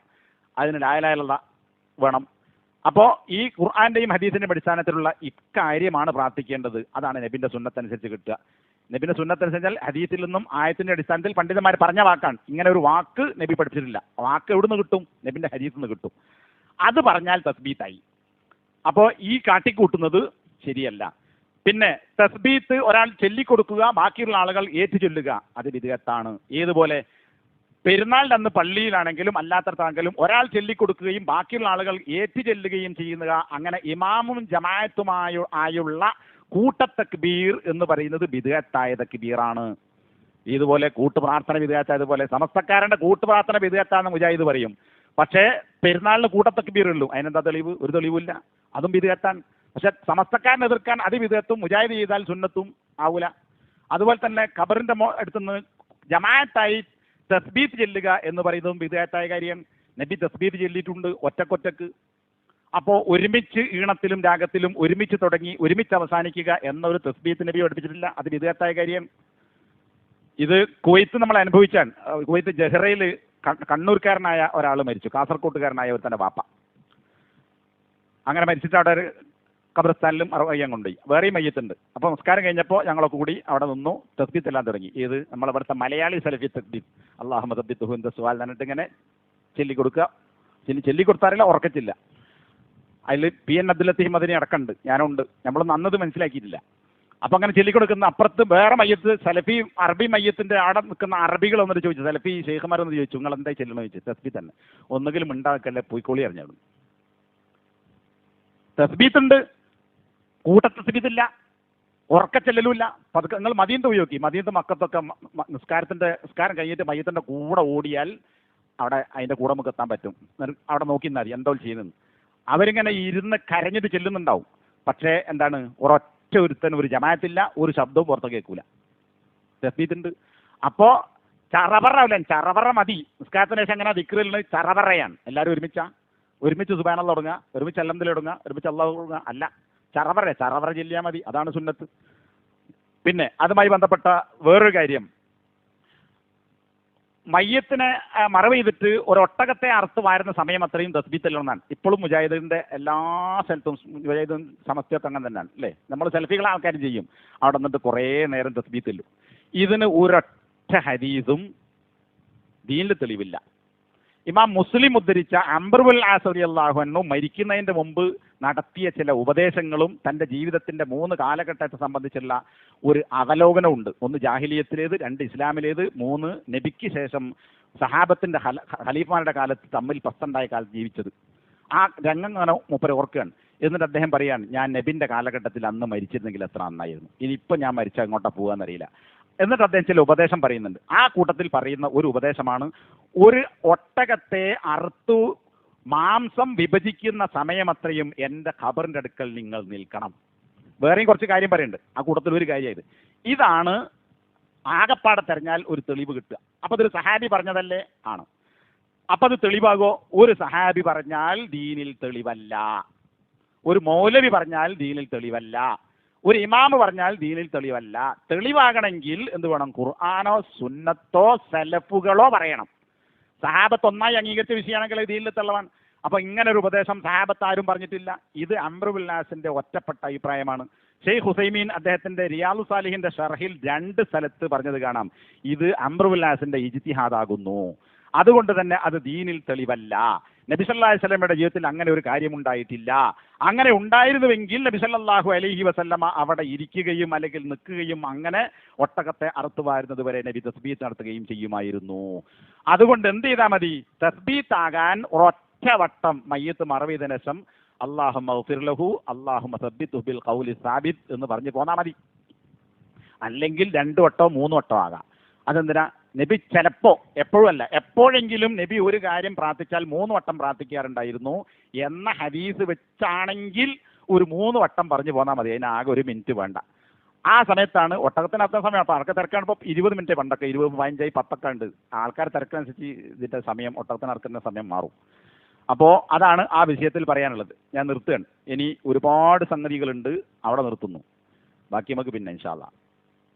അപ്പോൾ ഇവിടെ പറയാനുള്ളൊരു വിഷയം തന്നെ, ഒന്ന് നമ്മുടെ ഒരു സഹോദരൻ കർണാടക ബാംഗ്ലൂരിൽ നിന്ന് അല്ല മംഗലാപുരത്ത് നിന്ന് ഒരു 10-35 കിലോമീറ്റർ അപ്പുറത്തുള്ള വിറ്റ്ല എന്ന് പറയുന്ന അവിടെ പോയി മജീദ് വിറ്റ്ല എന്ന് പറയുന്ന സ്ഥലത്ത് ഒരു സലഫി പള്ളി ഉണ്ട്. അതൊരാൾ സ്ഥലം ഒരാൾ കൊടുത്തു, പള്ളി ഉണ്ടാക്കാൻ വേറൊരാൾ പൈസ കൊടുത്തു. അങ്ങനെ ഉണ്ടായ ഒരു പള്ളിയാണ്. സലഫികളായ ആളുകൾ വളരെ കുറച്ചുള്ള ആളുകൾ മാത്രമേ ഉള്ളൂ. അങ്ങനത്തെ സ്ഥലത്തൊരു പള്ളി ഉണ്ടാക്കി. അവിടെ ഭൂരിപക്ഷവും ഈ പറയുന്ന സമസ്ത വിഭാഗത്തിൽപ്പെട്ട ആൾക്കാർ മദ്രസ ഉണ്ടാക്കി. അപ്പോൾ ആ മദ്രസയിലേക്ക് ഈ പറയുന്ന ആളുകൾ സുന്നി സമസ്തക്കാരായ ആളുകൾ കുട്ടികളെ പഠിപ്പിക്കാൻ കൊണ്ടുവരാൻ തുടങ്ങി. അങ്ങനെ അവരുടെ രക്ഷിതാക്കൾ പള്ളിയിൽ എടുക്കാൻ തുടങ്ങി. അപ്പോൾ അവിടെ പള്ളിയിൽ ഇപ്പോൾ ജുമാക്കൊക്കെ ഒരുപാട് ആളുകൾ വന്ന് സലഫിയത്തും തൗഹീദും ഒക്കെ മനസ്സിലാക്കി കൊണ്ടിരിക്കുകയാണ്. മദ്രസയിൽ പഠിക്കുന്ന കുട്ടികളും ഭൂരിപക്ഷം അതാണ്. ഒരു മാസത്തിൽ ഏകദേശം 50,000 ഉറുപ്പിക അവിടെ ചെലവുണ്ട്. കറണ്ട് അതുപോലത്തെ പല കാര്യങ്ങളായിട്ട് ശമ്പളം. അതിൽ ഫീസ് എല്ലാവരോടും കിട്ടൂല. അത്രക്കും സാധുക്കളായ സാധാരണക്കാരായ ആൾക്കാർ തരുന്നവരോട് വാങ്ങും. അതെന്നെ വാങ്ങാറില്ലായിരുന്നു. പിന്നെ ഞാൻ നിർബന്ധിച്ചിട്ടാണ് ഫീസ് ഏർപ്പെടുത്തിയത്. കാരണം എന്തെങ്കിലും വരുമാനം വേണ്ടേ. അപ്പോൾ തരാൻ പറ്റുന്നതിൽ തരും. ഇതുകൊണ്ട് പള്ളി നടത്തിക്കൊണ്ടുപോകാൻ കഴിയില്ല. അപ്പം അങ്ങനെ കൂട്ടിയാൽ തന്നെ ഒരു കൊല്ലത്തേക്ക് ഒരു 6 ലക്ഷം ഉറുപ്പിക വേണം. അവിടെയുള്ള ആളുകൾ എന്ന് പറഞ്ഞാൽ ദരിദ്രന്മാരായ ആളുകളാണ്. അത് നടത്തിക്കൊണ്ടുപോകാൻ ഒരുപാട് സമയം ചെലവഴിക്കുന്നത് ഈ ഓട്ടോറിക്ഷ ഡ്രൈവറായ നമ്മൾ മജീക്കടപ്പില്ലേ മജീക്കാണ്. അപ്പോൾ ഒരു കളക്ഷൻ അത് കഴിഞ്ഞ കൊല്ലം അതിൻ്റെ മുമ്പത്തെ കൊല്ലമൊക്കെ വന്നിരുന്നു. പല സ്ഥലത്തും പോയിട്ട് കുറേ ആളുകളൊക്കെ പൈസ കിട്ടി. കഴിഞ്ഞ മുമ്പത്തെ കൊല്ലം കുറച്ച് പൈസ കിട്ടി. 19,000 ഉറുപ്പിക കിട്ടി. കഴിഞ്ഞ വർഷം അത്ര ഒന്നും പിരിക്കാൻ പറ്റിയില്ല. അപ്പോൾ ഇവിടെ എന്നോട് ചോദിച്ചു പിരിവ് നടത്തിക്കൂടെ ചോദിച്ചപ്പോൾ ഞാൻ പറഞ്ഞ ആയിക്കോട്ടെ, കുഴപ്പമൊന്നുമില്ല, നല്ലൊരു കാര്യമല്ലേ. അപ്പോൾ കഴിയുന്ന ആളുകൾ സാധാരണ ഒരു നാട്ടിലൊരു സ്റ്റാൻഡേർഡ് ഉണ്ടല്ലോ, ഒരു പിരിവിൻ്റെ ആ സ്റ്റാൻഡേർഡിൽ കാണരുത് എന്നാണ് പറയാനുള്ളത്. ഇതൊരു വലിയ ഒരു പള്ളി മദ്രസ നടത്തിക്കൊണ്ടുപോകാൻ ദരിദ്രരായ ഒരു മഹല്ലിനെ നിലനിർത്താൻ തൗഹീദി പ്രബന്ധത്തിന് വേണ്ടി വളരെ ആവശ്യമായ സംഗതിയാണ്.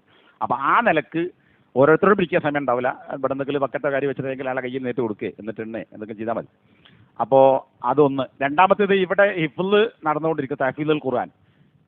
അതിൽ ഒരു കുട്ടി ഹിഫ്ളായിട്ടുണ്ട്, ഹാഫിളായിട്ടുണ്ട്. ആ കുട്ടിക്ക് ഈ സ്ഥാപനം നടത്തുന്ന നമ്മളെ PO അബ്ദുൽ ലത്തീഫ് സാഹിബിൻ്റെ വക ഒരു സമ്മാനം കൊടുക്കുന്നുണ്ട്. അത് ഇവിടെ വെച്ച് കൊടുക്കും. പിന്നെ ഇതേപോലെ തന്നെ ഇതിൻ്റെ കീഴിൽ ലത്തീഫ് ഖാൻ്റെ വീട്ടിൽ മോൾ ഭാഗത്ത് ഇപ്പം അത്രേ സൗകര്യമുള്ളൂ. അതുകൊണ്ട് അവിടെ പെൺകുട്ടികൾക്ക് താമസിച്ച് പഠിക്കാനുള്ള SLC എത്തിയവരോ അല്ലെങ്കിൽ പാസ്സായവരോ തോറ്റവരോ ഏതാണ്ട് ആ പ്രായത്തിയ കുട്ടികൾക്ക് വേണ്ടി ഒരു ക്ലാസ് നടത്തുന്നുണ്ട്. 3 വർഷമായി. ഇപ്പോൾ 3rd ഇയർ 3 കൊല്ലമായി. ഇപ്പോൾ അതിൽ ചില കുട്ടികളൊക്കെ കൊഴിഞ്ഞു പോയപ്പോൾ പെണ്ണുങ്ങളാണല്ലോ കല്യാണം കാര്യമൊക്കെ ഉണ്ടാവും. ഇപ്പോൾ 2 ബാച്ച് നടക്കുന്നുണ്ട്. അപ്പോൾ ആ സ്ഥാപനത്തിലേക്ക് അടുത്ത വർഷം ഇൻഷാ അല്ലാഹ് ഇവിടെ ഈ സ്ഥലം ഉപയോഗപ്പെടുത്തിക്കൊണ്ട് ആൺകുട്ടികൾക്കും താമസിച്ച് പഠിക്കാനുള്ള ഒരു പദ്ധതി ആലോചിക്കുന്നുണ്ട്. അപ്പോൾ SLC പരീക്ഷ എഴുതുന്ന സമയമാണ്. ഇനി SLC എഴുതിയവരോ എഴുതാത്തവരോ ആയ കുറച്ചൊക്കെ അറബി എഴുതാനും വായിക്കാനും അറിയുന്ന ആൺകുട്ടികളുണ്ടെങ്കിലും പെൺകുട്ടികളുണ്ടെങ്കിലും കൊണ്ടുവന്ന് ചേർത്തണം. നമ്മൾ വേറെ സ്ഥാപനങ്ങളും കാര്യങ്ങളും തിരഞ്ഞു പോകരുത്. ശരിയായ സലഫത്ത് മനസ്സിലാക്കാൻ ഉള്ള സൗകര്യം അനുസരിച്ച് ഒരു കോളേജ് സ്ഥാപനം ഉണ്ടാകേണ്ടത് നേരത്തെ ബഷീർ സലഫി പറഞ്ഞതുപോലെ അത്യാവശ്യമായ ഒരു കാര്യമാണ്. നമുക്ക് പിന്മുറക്കാർ വേണം, ഇമാമത്തെക്കാൻ ആൾ വേണം, ഖുത്ബ നടത്താൻ ആൾ വേണം, ക്ലാസ് നടത്താൻ ആൾ വേണം. ഞങ്ങൾ കുറച്ച് 4 ബാച്ചന്മാരെ നബിൻ്റെ പ്രായത്തിൽ നബി പറഞ്ഞ മരിക്കാൻ പ്രഖ്യാപിച്ചാണല്ലോ 60, അതെത്തിയവരാണ് ഭൂരിഭാഗവും. അതിൽ പിന്നെ 2 വയസ്സ് കുറവുള്ള ശംസുദ്ദീൻ ബാൽത്ത, പിന്നെ യൂസുഫ് സലഫി, ചളവറ, ബാക്കിയൊക്കെ ഏജ് ഓവർ അയക്കിന് നബിൻ്റെ പറഞ്ഞ കണക്കനുസരിച്ച്. അപ്പോൾ ഒരു പിന്മുറക്കാർ വേണം. അതിന് നമ്മുടെ മക്കളാണ് വരേണ്ടത്. അത് കൂടി ശ്രദ്ധയിൽപ്പെടുത്തുകയാണ്.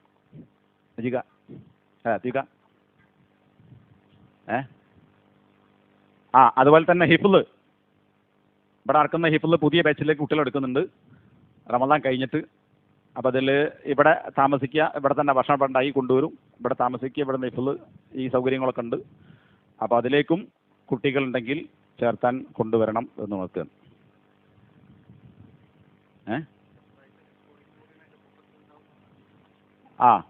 പിന്നെ അതിൽ ഇപ്പോൾ എല്ലാത്തിനും ഒരു ഭൗതിക ജ്വരമാണല്ലോ.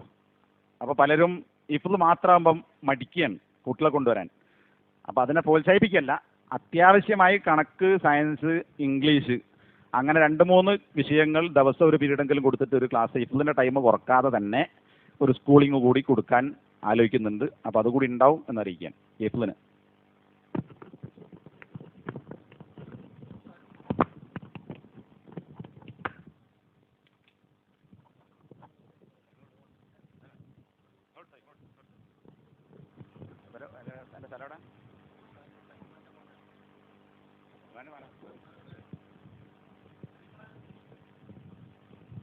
ഫറൂഖല്ലേ? അഞ്ചൻ്റെ. അപ്പോൾ സഹോദരന്മാരെ, ഫൗസാൻ എന്നാണ് ഈ കുട്ടീൻ്റെ പേര്. നമ്മളെ ഫറൂഖ് പിന്നെ ഹക്കീം ഖാൻ്റെ ഒക്കെ അനുജനായ സൽമാൻ്റെ മകനാണ് ഈ കുട്ടി. ഇവിടെ നിന്ന് ഹിഫ്ള് പൂർത്തിയായതാണ്. ഇനി അതിൻ്റെ മുറാജ കാര്യങ്ങളൊക്കെ ഉണ്ടാവും. ഏതായാലും ഒരു കുട്ടി ഹിഫ്ളാവുക എന്ന് പറയുന്നത് ആ പഠിച്ച കുട്ടിക്ക് ഉപകാരപ്പെടുന്നത് പോലെ തന്നെ പരലോകത്ത് സ്വർഗത്തിൽ ഇടം കിട്ടാൻ മാതാപിതാക്കൾക്ക് ഗുണകരമാകുന്ന ഒരു സംഗതിയാണ്. അത് ഹദീസിൽ പഠിപ്പിച്ചതാണ്, നമ്മളൊക്കെ മനസ്സിലാക്കിയ സംഗതിയാണ്. അപ്പോൾ വളരെ സന്തോഷിക്കാവുന്ന ഒരു കാര്യമാണ് നമുക്കും സ്ഥാപനം നടത്തുന്നവർക്കും സലഫിയത്തിനെ സ്നേഹിക്കുന്നവർക്കും അതുപോലെ ഈ കുട്ടിക്കും കുട്ടിയുടെ രക്ഷിതാക്കൾക്കും. അവർക്കാണ് ഏറെ വകുപ്പുള്ളത്. കാരണം സ്വർഗത്തിലേക്ക് കൊണ്ടുപോകാനുള്ള വഴിയാണ്, അതുപോലെ തന്നെ ദർജ കയറാനും. അതിന് അവർക്ക് ആ കുടുംബത്തിന് അല്ലാഹു തൗഫീക്ക് നൽകുമാറാകട്ടെ എന്ന് പ്രാർത്ഥിക്കാം.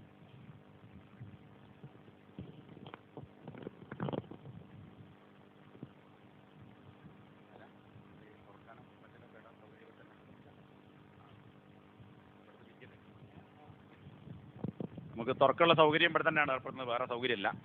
അപ്പോൾ അതിനെല്ലാവരും സഹകരിച്ചെടുത്താൽ നോമ്പ് മുറിക്കാനും പിന്നെ തുറക്കാനുള്ള സൗകര്യമൊക്കെ ഉണ്ട്.